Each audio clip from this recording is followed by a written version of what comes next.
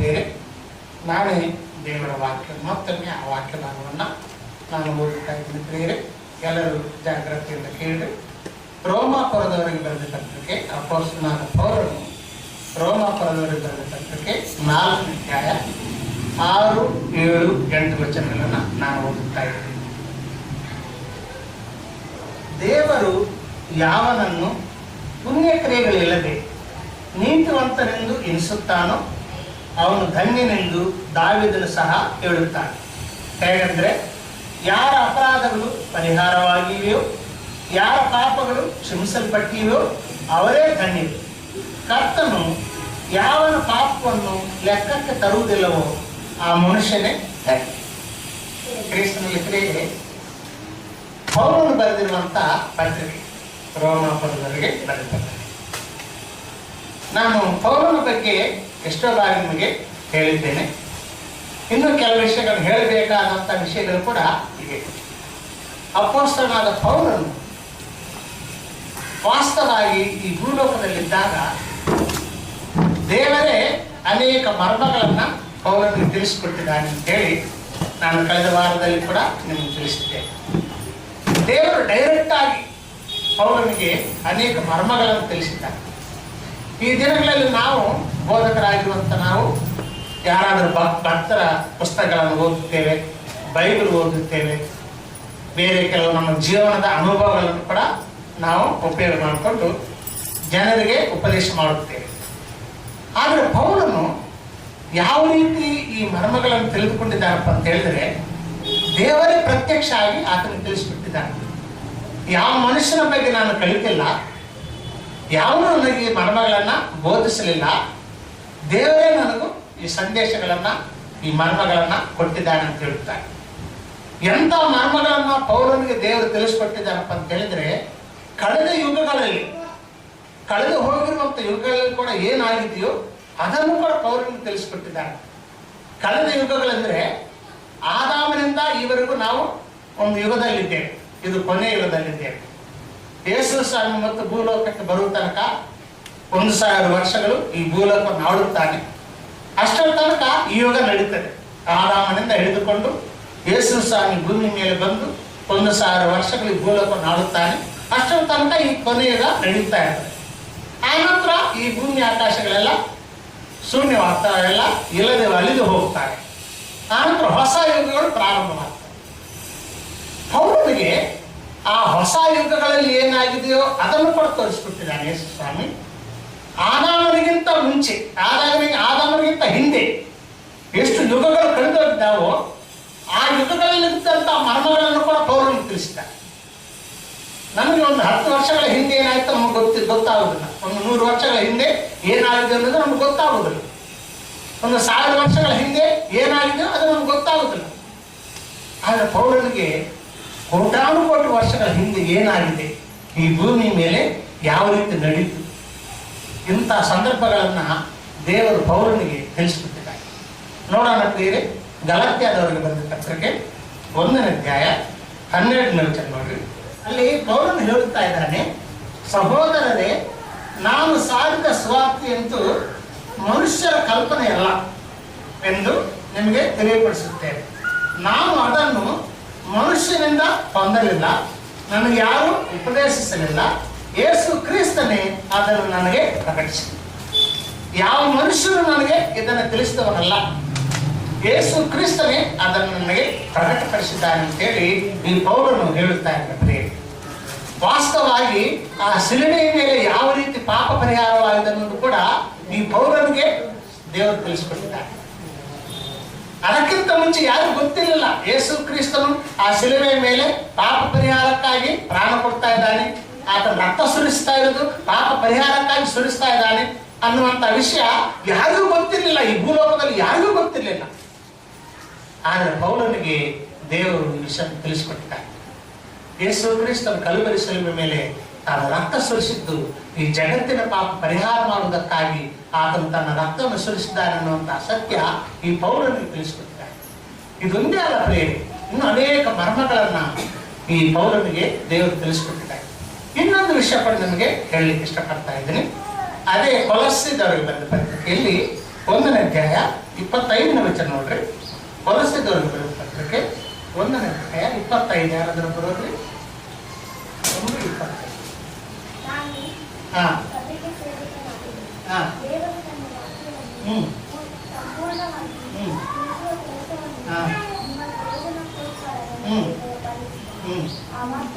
ಆ ವಾಕ್ಯವು ಹಿಂದಿನ ಯುಗಗಳಿಂದಲೂ ತಲಾಂತರಗಳಿಂದಲೂ ಮರೆಯಾಗಿತ್ತು. ಈಗಿನ ಕಾಲದಲ್ಲಿ ದೇವ ಜನರಿಗೆ ಈ ರಹಸ್ಯಗಳು ಅಂದ್ರೆ ಯೇಸು ಕ್ರಿಸ್ತನ ನಿಮಿತ್ತವಾದಂಥ ರಹಸ್ಯಗಳು ಅನೇಕ ಯುಗಗಳಿಂದ ಅದು ಮಾರ್ಮಿಕವಾಗಿತ್ತಂತೆ. ಅದು ಮುಚ್ಚಲ್ಪಟ್ಟಿದೆ, ಅದು ಮರೆಯಾಗಿತ್ತು. ಅನೇಕ ಯುಗಗಳಿಂದ ಅದು ಮರೆಯಾಗಿತ್ತು. ಆದರೆ ಈಗಿನ ಯುಗದಲ್ಲಿ ಅಪೊಸ್ತಲನಾದ ಪೌಲನ ಮುಖಾಂತರವಾಗಿ ಈ ಜಗತ್ತಿಗೆ ಆತನು ತಿಳಿಯಲ್ಪಟ್ಟಿದ್ದಾರೆ. ಅಪೊಸ್ತಲನಾದ ಪೌಲನಿಗೆ ಯೇಸು ಕ್ರಿಸ್ತನಲ್ಲಿದ್ದಂಥ ಮರ್ಮ ಇದೆ. ಯೇಸು ಕ್ರಿಸ್ತನು ಯಾರು? ಯೇಸು ಕ್ರಿಸ್ತನು ಯಾತಕ್ಕಾಗಿ ಲೋಕಕ್ಕೆ ಬಂದಿದ್ದಾನೆ? ಯಾತಕ್ಕಾಗಿ ಕಷ್ಟಪಟ್ಟಿದ್ದಾನೆ, ಶ್ರಮ ಪಟ್ಟಿದ್ದಾನೆ? ಯಾತಕ್ಕಾಗಿ ಕಲ್ಬರಿಸಲ ಮೇಲೆ ಪ್ರಾಣ ಕೊಟ್ಟಿದ್ದಾನೆ? ಯಾತಕ್ಕಾಗಿ ರಕ್ತ ಸುರಿಸಿದ್ದಾನೆ? ಯಾತಕ್ಕಾಗಿ ತಿರುಗಿ 3ನೇ ದಿನ ಎದ್ದು ಬಂದಿದ್ದಾನೆ? ಈಗ ಸ್ವರ್ಗಲೋಕಕ್ಕೂ ಏನು ಮಾಡ್ತಿದ್ದಾನೆ? ಇವೆಲ್ಲ ವಿಷಯಗಳನ್ನ ಅಪೊಸ್ತಲನಾದ ಪೌಲನಿಗೆ ದೇವರು ತಿಳಿಸಿಕೊಟ್ಟಿದ್ದಾನೆ. ಪ್ರಿಯ, ಅಂತ ಮರ್ಮಗಳು ಪೌಲನಿಗೆ ದೇವರು ತಿಳಿಸಿಕೊಟ್ಟಿದ್ದಾನೆ. ಆದ್ದರಿಂದಲೇ ಆತನು ಸತ್ಯವೇದದಲ್ಲಿ ಆ ಮರ್ಮಗಳನ್ನೆಲ್ಲ, ಆ ರಹಸ್ಯಗಳನ್ನೆಲ್ಲ ಬರೆದಿಟ್ಟಿದ್ದಾನೆ. ಆತನು ಬರೆದಿಟ್ಟಿದ್ರಿಂದ ಇವತ್ತು ಜಗತ್ತಿನಲ್ಲಿದ್ದಂಥ ಕ್ರೈಸ್ತರೆಲ್ಲರೂ ಕೂಡ ಇದು ಆಶೀರ್ವಾದದಾಯಕವಾಗಿದೆ. ನಾವೆಲ್ಲರೂ ಅದನ್ನು ಓದ್ಕೊಳ್ತಾ ಇದ್ದೇವೆ, ಅರ್ಥ ಮಾಡ್ಕೊಳ್ತಾ ಇದ್ದೇವೆ. ಭಕ್ತಿಯಲ್ಲಿ, ನಂಬಿಕೆಯಲ್ಲಿ ನಾವು ಬೆಳೆಯುತ್ತಾ ಇದ್ದೇವೆ.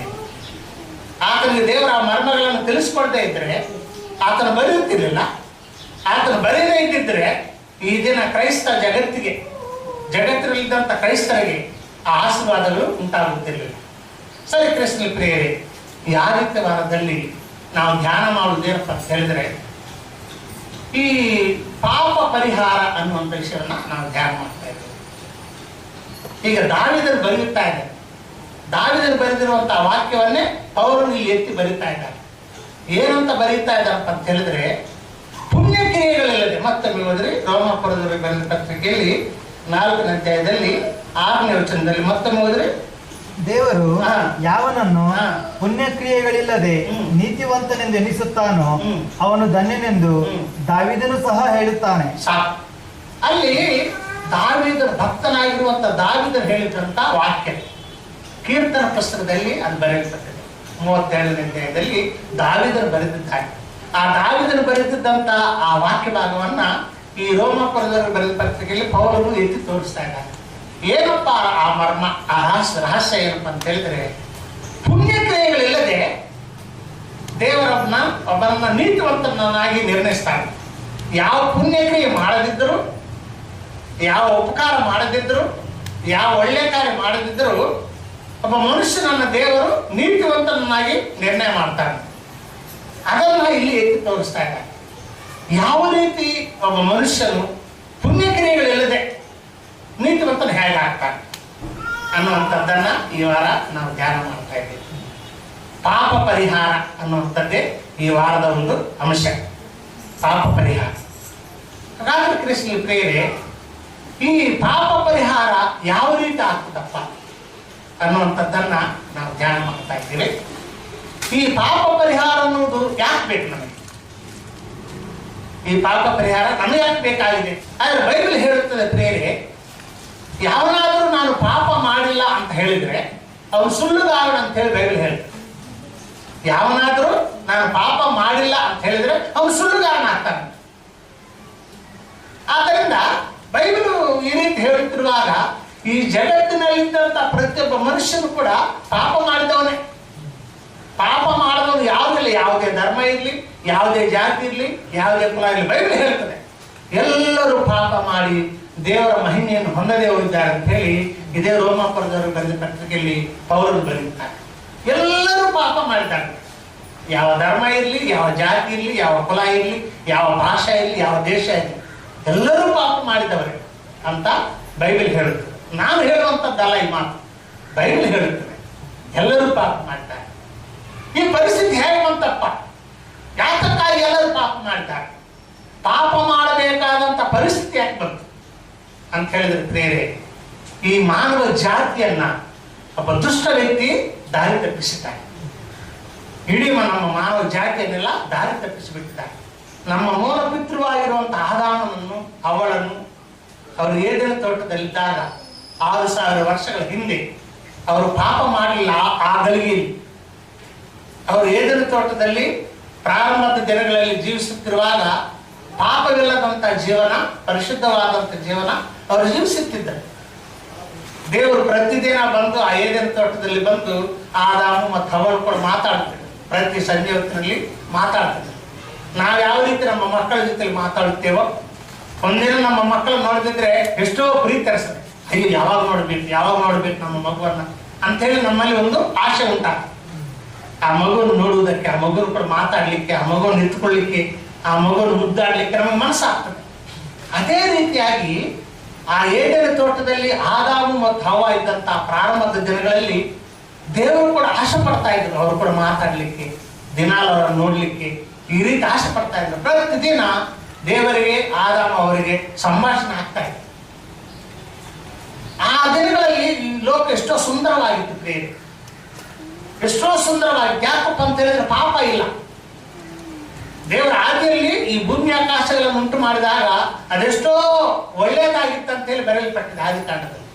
ಎಷ್ಟೋ ಒಳ್ಳೇದಾಗಿತ್ತು ಈ ಭೂಮಿ ಆಗಲಿ, ಆಕಾಶ ಆಗಲಿ, ಸಮುದ್ರಗಳಾಗಲಿ, ಈ ಬೆಟ್ಟಗಳಾಗಲಿ, ಈ ಲೋಕವೆಲ್ಲ ಎಷ್ಟೋ ಸುಂದರವಾಗಿತ್ತು, ಒಳ್ಳೆಯದಾಗಿತ್ತು ಆ ದಿನಗಳಲ್ಲಿ, ಸೃಷ್ಟಿ ಮಾಡಿದಂತಹ ದಿನಗಳಲ್ಲಿ. ಆದರೆ ಒಬ್ಬ ವಿರೋಧಿ ಇದ್ದಾನೆ, ಮಾನವ ಜಾತಿಗೆ ಒಬ್ಬ ವಿರೋಧಿ ಇದ್ದಾನೆ, ಶತ್ರು ಇದ್ದಾನೆ. ಅವನೇ ಸೈತಾನ್ ಅಂತ ಹೇಳಿ ಬೈಬಲ್ ಹೇಳ್ತದೆ. ಈ ಸೈತಾನ್ ಎಂಬ ಆತನು ಈ ಮನುಷ್ಯ ಜಾತಿಗೆ ವಿರೋಧಿ, ಶತ್ರು ಆಗಿದ್ದಾನೆ. ಆದ್ದರಿಂದ ಅವನೇನು ಮಾಡಿದನಪ್ಪ ಅಂತ ಹೇಳಿದ್ರೆ, ಈ ಮಾನವ ಜಾತಿಯನ್ನ, ಈ ಮನುಷ್ಯನ ಆದಾಮನನ್ನ ಪಾಪದಲ್ಲಿ ಬೀಳಿಸಿಬಿಟ್ರೆ, ಆದಾಮ ಮತ್ತು ಅವರನ್ನ ಪಾಪದಲ್ಲಿ ಬೀಳಿಸಿಬಿಟ್ರೆ ಇಡೀ ಅವರು ಹುಟ್ಟಿದಂತ ಸಂತಾನವೆಲ್ಲ ಪಾಪದಲ್ಲಿ ಮುಳುಗು ಹೋಗ್ತದೆ ಅಂತ ಹೇಳಿ ಆ ಸೈತಾನನು ಪ್ಲಾನ್ ಮಾಡಿದ. ಕ್ರಿಸ್ತನಲ್ಲಿ ಪ್ರೇರೆ, ದೇವರ ಒಂದು ಉದ್ದೇಶ ಏನಪ್ಪ ಅಂತ ಹೇಳಿದ್ರೆ, ಆದಾಮನ ಸಂತಾನದಿಂದ ಈ ಭೂಲೋಕವನ್ನ ತುಂಬಬೇಕು. ಅದು ದೇವರ ಪ್ಲಾನ್, ದೇವರ ಉದ್ದೇಶ. ಅದಕ್ಕೆ ಆದಾಮನಿಗೆ ಹೇಳ್ತಾರೆ, ನೀವು ಫಲಿಸಿ ಅಭಿವೃದ್ಧಿ ಹೊಂದಿ ಈ ಭೂಲೋಕವನ್ನೆಲ್ಲ ನಿಮ್ಮ ಸಂತಾನದಿಂದ ತುಂಬಿಸ್ರಿ ಅಂತ ಹೇಳಿ, ಈ ಭೂಲೋಕವನ್ನು ಆಳ್ರಿ ಅಂತ ಹೇಳಿ ದೇವರು ಆದಾಮನಿಗೆ ಹೇಳುತ್ತಾರೆ. ಆ ದಿನಗಳಲ್ಲಿ ಆದಾಮನೇ ಈ ಲೋಕಾಧಿಪತಿ. ಆದಾಮನಿಗೆ ಅಧಿಕಾರ ಕೊಟ್ಟಿದ್ದಾರೆ ದೇವರು. ಈ ಲೋಕಾಧಿಪತಿಯಾಗಿ ಲೋಕವನ್ನು ಆಳುತ್ತಾ ಇದ್ದ ಆದಾಮ. ಎಲ್ಲ ಪ್ರಾಣಿಗಳು, ಪಕ್ಷಿಗಳು, ಎಲ್ಲ ಜೀವರಾಶಿಗಳು ಆದಾಮನ ಮಾತಿನಂತೆ ನಡೆಯುತ್ತಾ ಇದ್ದ. ಆದಾಮನು ರಾಜನಾಗಿದ್ದ ಭೂಲೋಕಕ್ಕೆ. ಆದ್ದರಿಂದ ಆದಾಮನ ಮಾತಿನಂತೆ ಈ ಭೂಲೋಕದಲ್ಲಿ ಎಲ್ಲ ಪ್ರಾಣಿ, ಪಕ್ಷಿ, ಎಲ್ಲ ಮೃಗ, ಎಲ್ಲ ಕೂಡ ಜೀವರಾಶಿಗಳೆಲ್ಲ ಆದಾಮನ ಮಾತಿನಂತೆ ನಡೆಯುತ್ತಾ ಇದ್ದ. ಮನುಷ್ಯರಾದ್ರೂ ಬೇರೆ ಮನುಷ್ಯರು ಇರಲಿಲ್ಲ. ಆದ್ರೆ ಸೈತಾನ್ ಏನು ಮಾಡೋಣಪ್ಪ ಅಂತ ಹೇಳಿದ್ರೆ, ಈ ಆದಾಮನನ್ನ ಹವ್ವಳನ್ನ ಪಾಪದಲ್ಲಿ ಬೀಳಿಸಿದ್ರೆ ಅವರ ಸಂತಾನಗಳೆಲ್ಲ ಪಾಪದಲ್ಲೇ ಬಿದ್ದು ಬಿಡ್ತಾರೆ ಅಂತ ಪ್ಲಾನ್ ಮಾಡಿ ಆದಾಮ ಹವ್ವಳನ್ನ ಪಾಪದಲ್ಲಿ ಬೀಳಿಸಿದ್ದಾರೆ. ನಾವೆಲ್ಲರೂ ಒಂದು ಸಂತಾನನೇ. ಈ ಭೂಲೋಕದಲ್ಲಿ ಹುಟ್ಟಿರುವಂತ ಮನುಷ್ಯರೆಲ್ಲರೂ ಕೂಡ ಆದಾಮನ ಸಂತಾನನೇ. ಆದಾಮನು ಪಾಪ ಮಾಡಿದ್ದರಿಂದ ಆ ಪಾಪ ಸ್ವಭಾವ ಆದಾಮನಲ್ಲಿ ಬಂದು ಬಿಟ್ಟಿದೆ. ಆದಾಮ ಮತ್ತು ಅವರಲ್ಲಿ ಆ ಪಾಪ ಸ್ವಭಾವ ಬಂದು ಬಿಟ್ಟಿದೆ. ಅದೇ ಪಾಪ ಸ್ವಭಾವ ಆತನ ಸಂತಾನವಾಗಿದ್ದಂತ ನಮ್ಮೆಲ್ಲರಿಗೂ ಬಂದು ಬಿಟ್ಟಿದೆ. ಒಂದು ಎಕ್ಸಾಂಪಲ್ ಕೊಡ್ತೇನೆ ಮೇಲೆ.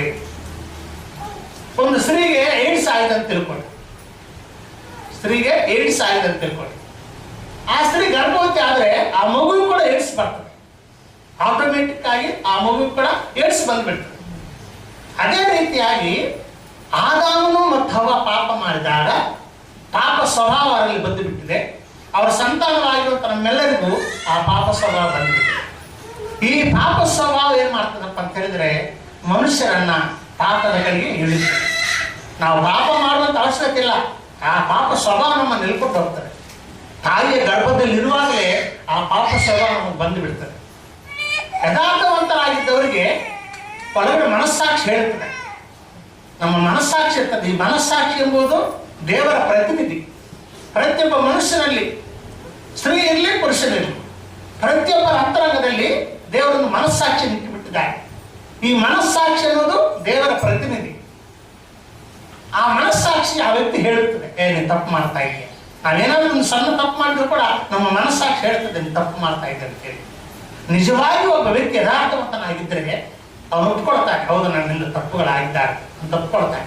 ಯಾಕಂದ್ರೆ ಜನ್ಮದಿಂದಲೇ ಪಾಪ ಸ್ವಭಾವ ಮನುಷ್ಯರಲ್ಲಿ ಬರ್ತಾ ಇದೆ. ಆದ್ರೆ ಬಾಲ್ಯಪ್ರಾಯದಲ್ಲಿ ಹುಟ್ಟಿದಾಗ ಅವನಿಗೆ ಪಾಪ ಮಾಡುವಂತ ಜ್ಞಾನ ಇರುವುದಿಲ್ಲ. ಕೈಗಳು ಇರ್ತಾವೆ, ಆದ್ರೆ ಕೈಗಳಿಂದ ಪಾಪ ಮಾಡ್ಲಿಕ್ಕೆ ಅವ್ರಿಗೆ ಆಗುದಿಲ್ಲ. ಕಾಲುಗಳು ಇರ್ತಾವೆ, ಕಾಲಿನಿಂದ ನಡ್ಲಿಕ್ಕೆ ಆಗುದಿಲ್ಲ.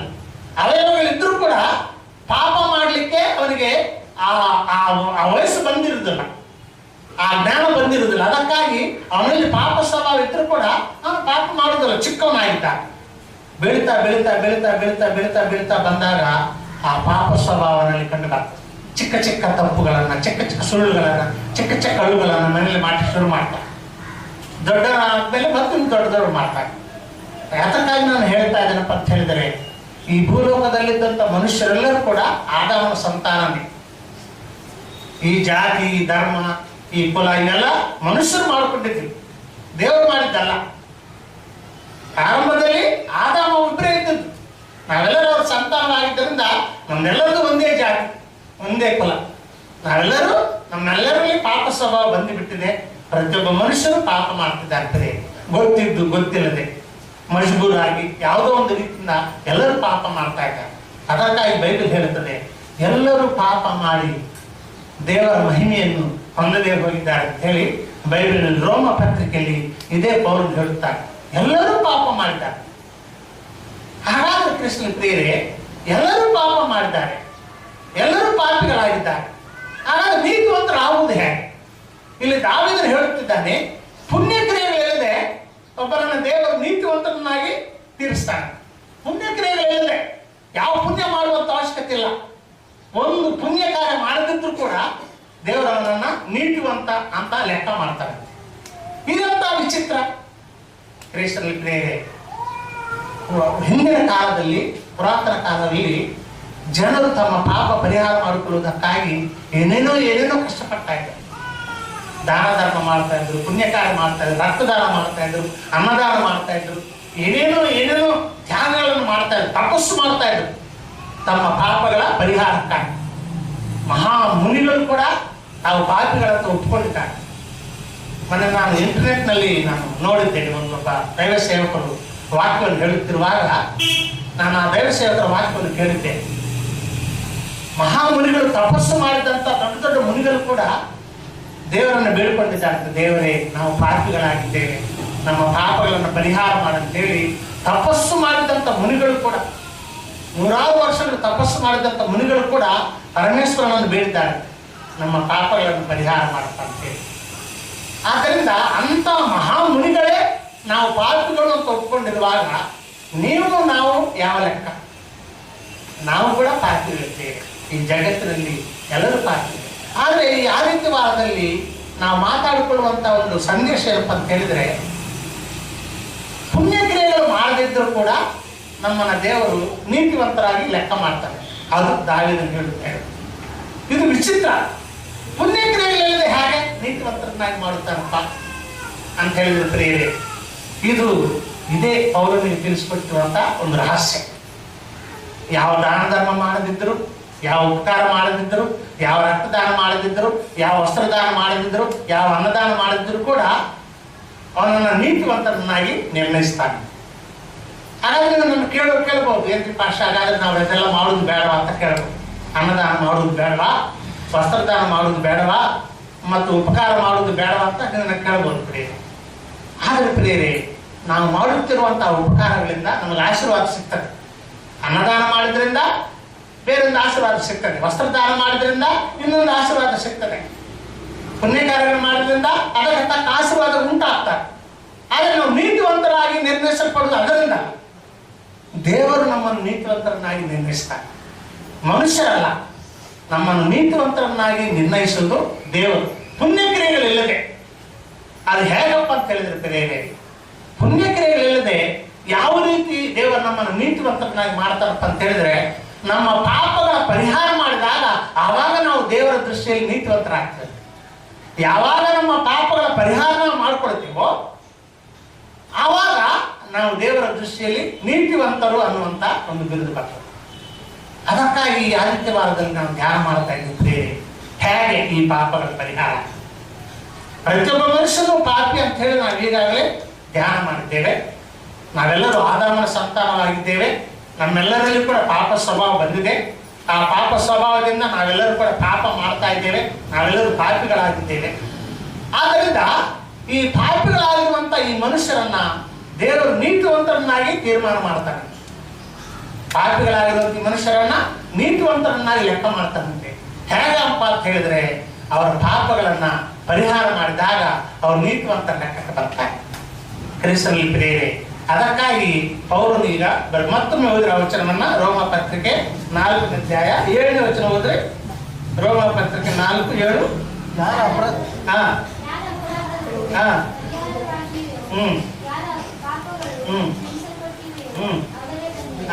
ಯಾರ ಅಪರಾಧಗಳು ಪರಿಹಾರವಾಗಿವೆಯೋ, ಯಾರ ಪಾಪಗಳು ಕ್ಷಮಿಸಲ್ಪಟ್ಟಿವೆಯೋ ಅವರು ಧನ್ಯರು.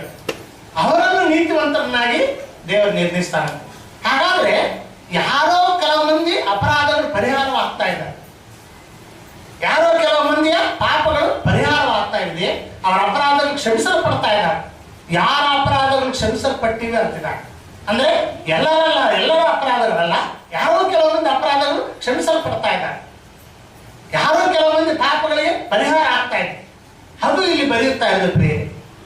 ಯಾವ ರೀತಿಯಪ್ಪ ಅಂತ ಹೇಳಿದ್ರೆ ಪ್ರಿಯರೇ, ಅವರಿಗೆ ಆ ಭಾಗ್ಯ ಸಿಗ್ತಾ ಇದೆ, ತಮ್ಮ ಪಾಪಗಳನ್ನ ಪರಿಹಾರ ಮಾಡಿಕೊಳ್ಳುವಂತ ಒಂದು ಭಾಗ್ಯ ಸಿಗ್ತಾ ಇದೆ. ಈ ಪಾಪಗಳ ಪರಿಹಾರ ಅನ್ನೋದು ಪ್ರಿಯರೇ ದೇವರೇ ಖುದ್ದು ಮಾಡ್ತಾರೆ, ಮನುಷ್ಯರಿಂದ ಆಗುವುದಿಲ್ಲ. ಪಾಪ ಪರಿಹಾರ ಮಾಡಿಕೊಳ್ಳಿಕ್ಕೆ ಮನುಷ್ಯರು ತಮ್ಮ ಸ್ವಂತ ಪ್ರಯತ್ನಗಳಿಂದ, ತಮ್ಮ ಸ್ವಂತ ಉದ್ದೇಶಗಳಿಂದ ಪಾಪ ಪರಿಹಾರ ಮಾಡಿಕೊಳ್ಳಿಕ್ಕೆ ಆಗುದಿಲ್ಲ. ಒಂದು ಎಕ್ಸಾಂಪಲ್ ನಿಮ್ಗೆ ಕೊಡುವುದಾದ್ರೆ ಪ್ರಿಯರೇ, ಒಬ್ಬ ಮನುಷ್ಯ ಬಾವಿಯಲ್ಲಿ ಬಿದ್ದಿದ್ದಾರೆ ಅಂತ ತಿಳ್ಕೊಳ್ಳಿ. ಯಾರೊಬ್ಬ ಮನುಷ್ಯ ಬಾವಿಯಲ್ಲಿ ಬಿದ್ದಿದ್ದಾರೆ, ಅವನಿಗೆ ಈಜು ಬರುತ್ತಿಲ್ಲ, ಬಾವಿಯಲ್ಲಿ ಬಿದ್ದು ಬಿಟ್ಟಿದ್ದ. ಈಗ ಅವನು ಅಲ್ಲಿಂದ ತನ್ನ ಪ್ರಾಣವನ್ನು ಕಾಪಾಡಿಕೊಳ್ಬೇಕಾದ್ರೆ ತನಗೆ ಈಜು ಬರುತ್ತಿಲ್ಲ. ಹೇಗೆ ಕಾಪಾಡ್ಕೊಳ್ತಾರೆ? ತನ್ನಿಂದ ತಾನು ಕಾಪಾಡ್ಕೊಳ್ಳಿಕ್ಕೆ ಆಗುದಿಲ್ಲ. ಯಾರಾದ್ರೂ ಬೇರೊಬ್ಬರು ಬಂದು ಅವನಿಗೆ ರಕ್ಷಣೆ ಕೊಡ್ಬೇಕು, ಅಥವಾ ಕೈ ಕೊಟ್ಟು ಅವನನ್ನ ಮೇಲೆ ಕೆಡಿಸ್ಬೇಕು, ಯಾರಾದ್ರೂ ಅವನನ್ನು ಹಿಡಿದು ಮೇಲೆ ಕೆಡಿಸ್ಬೇಕು.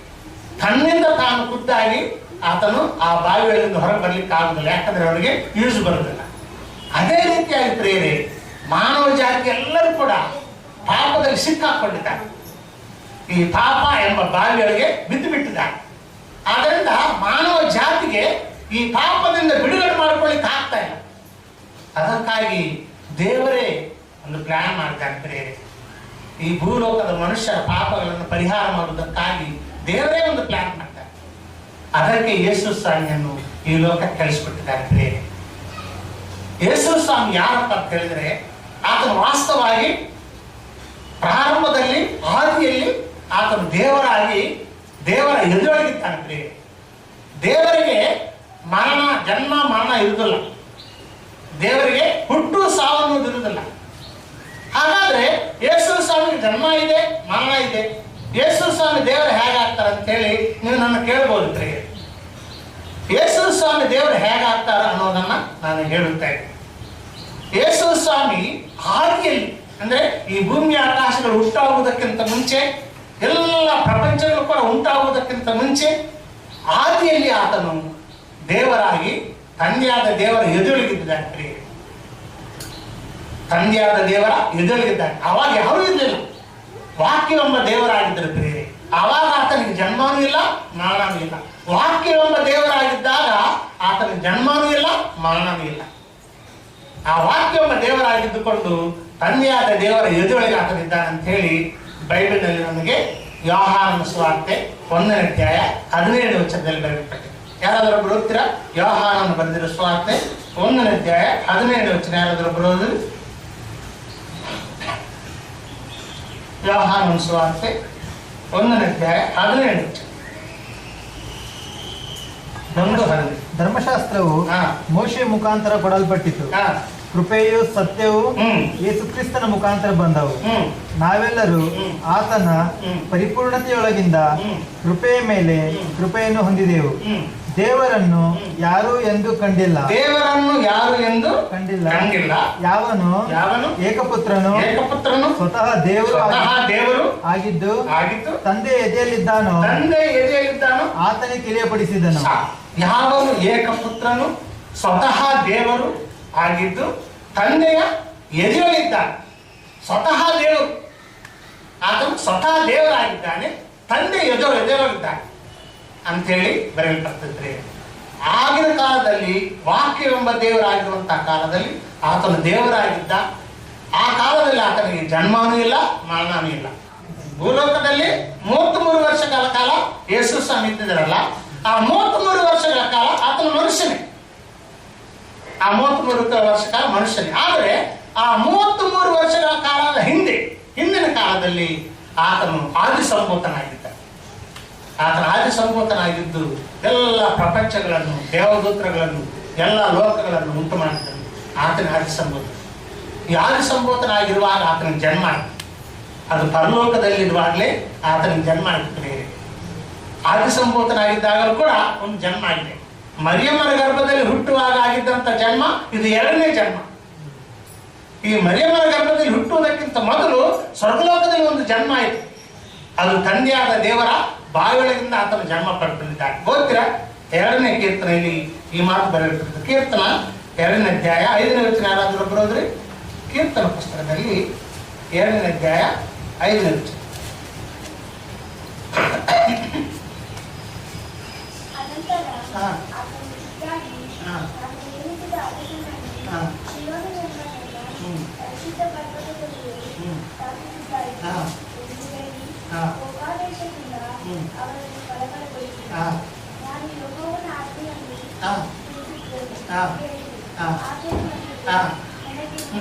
ನನಗೆ ನೀನು ಮಗನು, ನಾನೇ ಇವತ್ತು ನಿನ್ನನ್ನು 7ನೇ ವಚನದಲ್ಲಿ ಇದೆ.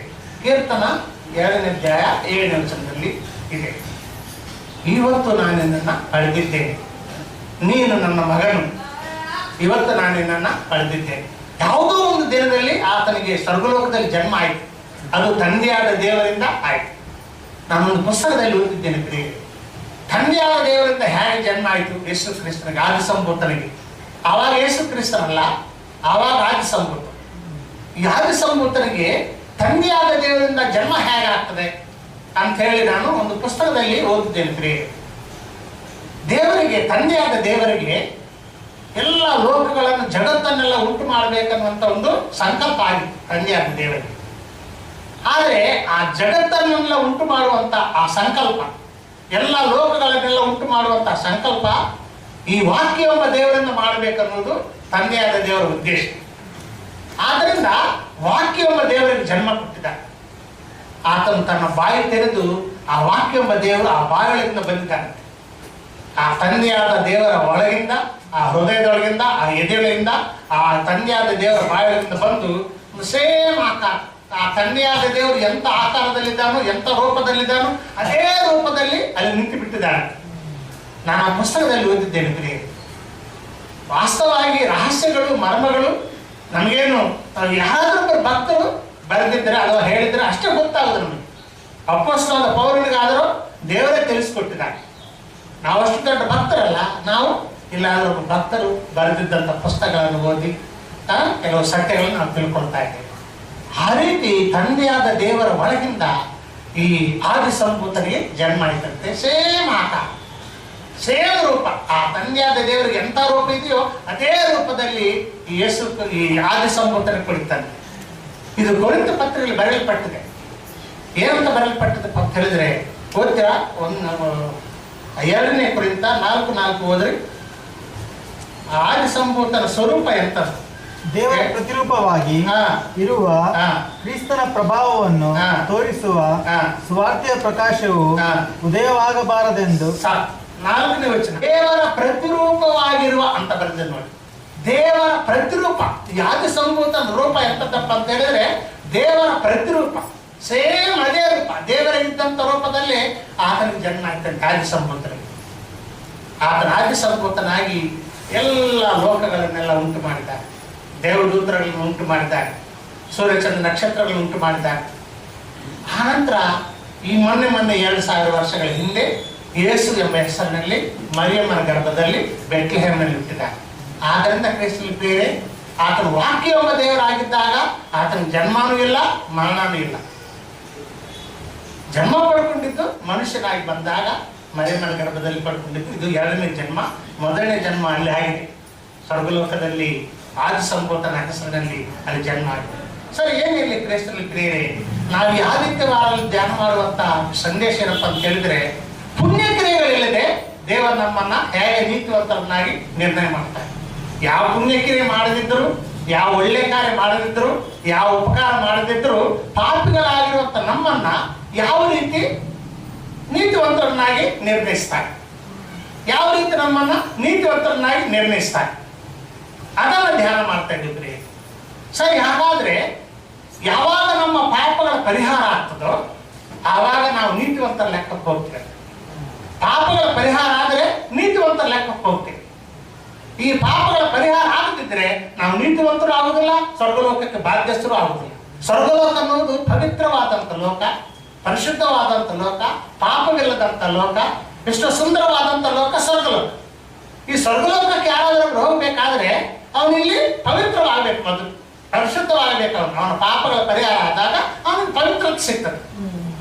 ಪಾಪಗಳ ಪರಿಹಾರ ಆಗದಿದ್ರೆ ಅವನು ಪರಿಶುದ್ಧನೂ ಆಗುದಿಲ್ಲ, ನೀತಿವಂತನೂ ಆಗುದಿಲ್ಲ. ಯಾವ ಗಳಿಗೆಯಲ್ಲಿ ಪಾಪಗಳ ಪರಿಹಾರ ಆಗ್ತದೋ ಆವಾಗ ಅವನು ನೀತಿವಂತನಾಗ್ತಾನೆ, ಆವಾಗ ಅವನು ಪರಿಶುದ್ಧನಾಗ್ತಾನೆ. ಹಾಗಾದ್ರೆ ಈ ಪಾಪಗಳ ಪರಿಹಾರ ಹೇಗಾಗ್ತಪ್ಪ ಅಂತ ಹೇಳಿದ್ರೆ ಪ್ರಿಯರೇ, ಆ ಯೇಸು ಕ್ರಿಸ್ತನು ಕಲ್ವರಿ ಶಿಲುಬೆ ಮೇಲೆ ಒಂದು ಕಾರ್ಯವನ್ನು ಮಾಡ್ತಾನೆ, ಒಂದು ಘನ ಕಾರ್ಯವನ್ನು ಮಾಡ್ತಾನೆ. ಜಗತ್ತಿನಲ್ಲಿದ್ದಂಥ ಜನರಿಗೆ ಪಾಪ ಪರಿಹಾರ ಮಾಡಿಕೊಳ್ಳಿಕ್ಕೆ ಆಗ್ತಾ ಇಲ್ಲ. ತಮ್ಮ ಸ್ವಂತ ಶಕ್ತಿಯಿಂದ, ತಮ್ಮ ಸ್ವಂತ ಜ್ಞಾನದಿಂದ ಮನುಷ್ಯರು ತಮ್ಮ ಪಾಪಗಳನ್ನು ಪರಿಹಾರ ಮಾಡಿಕೊಳ್ಳಿಕ್ಕೆ ಆಗ್ತಾ ಇಲ್ಲ. ಅದಕ್ಕಾಗಿ ದೇವರೇ ಕರುಣೆ ತೋರಿ ಮಾನವ ಜಾತಿಯನ್ನು ರಕ್ಷಿಸುವುದಕ್ಕಾಗಿ, ಈ ಮನುಷ್ಯರೆಲ್ಲರ ಪಾಪಗಳನ್ನು ಪರಿಹಾರ ಮಾಡುವುದಕ್ಕಾಗಿ ಆ ಆದಿ ಸಂಪೂತನನ್ನ ಯೇಸು ಕ್ರಿಸ್ತನ ರೂಪದಲ್ಲಿ ಕಳಿಸಿಕೊಟ್ಟಿದ್ದಾನೆ. ನೀನು ಹೋಗಪ್ಪ, ನೀನು ಹೋಗಿ ಜನಗಳ ಪಾಪಗಳನ್ನು ಪರಿಹಾರ ಮಾಡಂತೇಳಿ ಆದಿ ಸಂಪೂತನನ್ನ ಕಳಿಸಿಕೊಟ್ಟಿದ್ದಾನೆ. ಆತನಲ್ಲಿ ಯಾವ ಪಾಪ ಇಲ್ಲ. ಈ ಭೂಲೋಕದಲ್ಲಿದ್ದಂತೆ ಎಲ್ಲ ಮನುಷ್ಯರಲ್ಲಿ ಪಾಪ ಇದೆ. ಆದಾಮನ ಸಂತಾನವಾಗಿರೋದ್ರಿಂದ ಆದಾಮನ ಪಾಪ ಸ್ವಭಾವ ಎಲ್ಲರೂ ಬಂದುಬಿಟ್ಟಿದೆ. ಆದ್ದರಿಂದ ಭೂಲೋಕದಲ್ಲಿದ್ದವರೆಲ್ಲರೂ ಪಾಪಿಗಳಂತ ಬೈಬಲ್ ಹೇಳ್ತಾರೆ. ಯಾವ ಜಾತಿಯಲ್ಲಿ, ಯಾವ ಧರ್ಮ ಇರಲಿ, ಯಾವ ಕುಲ ಇರಲಿ, ಎಲ್ಲರೂ ಪಾಪ ಇದೆ. ಆದ್ರೆ ಯೇಸು ಕ್ರಿಸ್ತನಿಗೆ ಮಾತ್ರ ಪಾಪ ಇಲ್ಲಂತೆ. ಅದೇಗಾಗ್ತಪ್ಪ?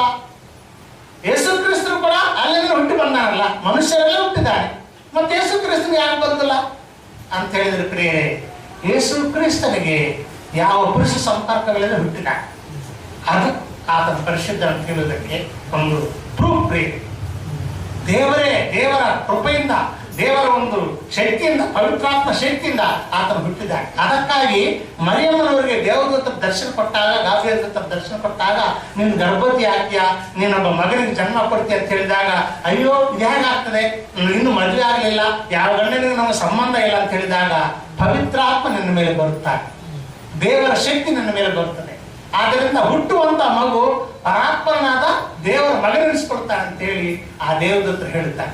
ಆದ್ದರಿಂದ ಈ ಹುಟ್ಟಿದಂತ ಮಗು ಆ ಯೇಸು ದೇವರ ಮಗ, ಪವಿತ್ರಾತ್ಮನಿಂದ ಗರ್ಭಧರಿಸಲ್ಪಟ್ಟಿದ್ದಾನೆ. ಮನುಷ್ಯರ ಪ್ರಯತ್ನಗಳಿಂದ ಹುಟ್ಟಿದವರಲ್ಲ. ಮರಿಯಮ್ಮನ ರಕ್ತನ ಬಂದಿಲ್ಲ, ಯೇಸುವಿನ ರಕ್ತನ ಬಂದಿಲ್ಲ. ಯೇಸು ಸ್ವಾಮಿ ಸಂಪೂರ್ಣವಾಗಿ ದೇವರ ರಕ್ತ, ಆ ಯೇಸು ಸ್ವಾಮಿ ದೇಹದಲ್ಲಿದ್ದು ದೇವರ ರಕ್ತ ಅದ್ಭುತ ರೀತಿಯಿಂದ ಮರಿಯಮ್ಮನ ಗರ್ಭಧಾರಣ ಆಗಿದೆ.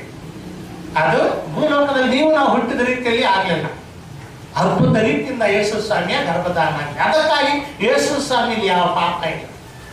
ಆತನು ನಿರ್ದೋಷಿ. ಯೇಸು ಸ್ವಾಮಿ ಯಾವ ಪಾಪ ಮಾಡಿದನು, ಪಾಪಿಗಳಲ್ಲಿ ಸೇರಿದವನಲ್ಲ ಅಂತ ಯೇಸು ಸ್ವಾಮಿ. ಓದ್ತೀರಾ? ಹೆಬ್ರಿದವರಿಗೆ ಬರೆದ ಪತ್ರಿಕೆಯಲ್ಲಿ 7ನೇ ಅಧ್ಯಾಯದಲ್ಲಿ 26ನೇ ವಚನದಲ್ಲಿ ಮಾತು ಬರೆಯಲ್ಪಟ್ಟದೆ.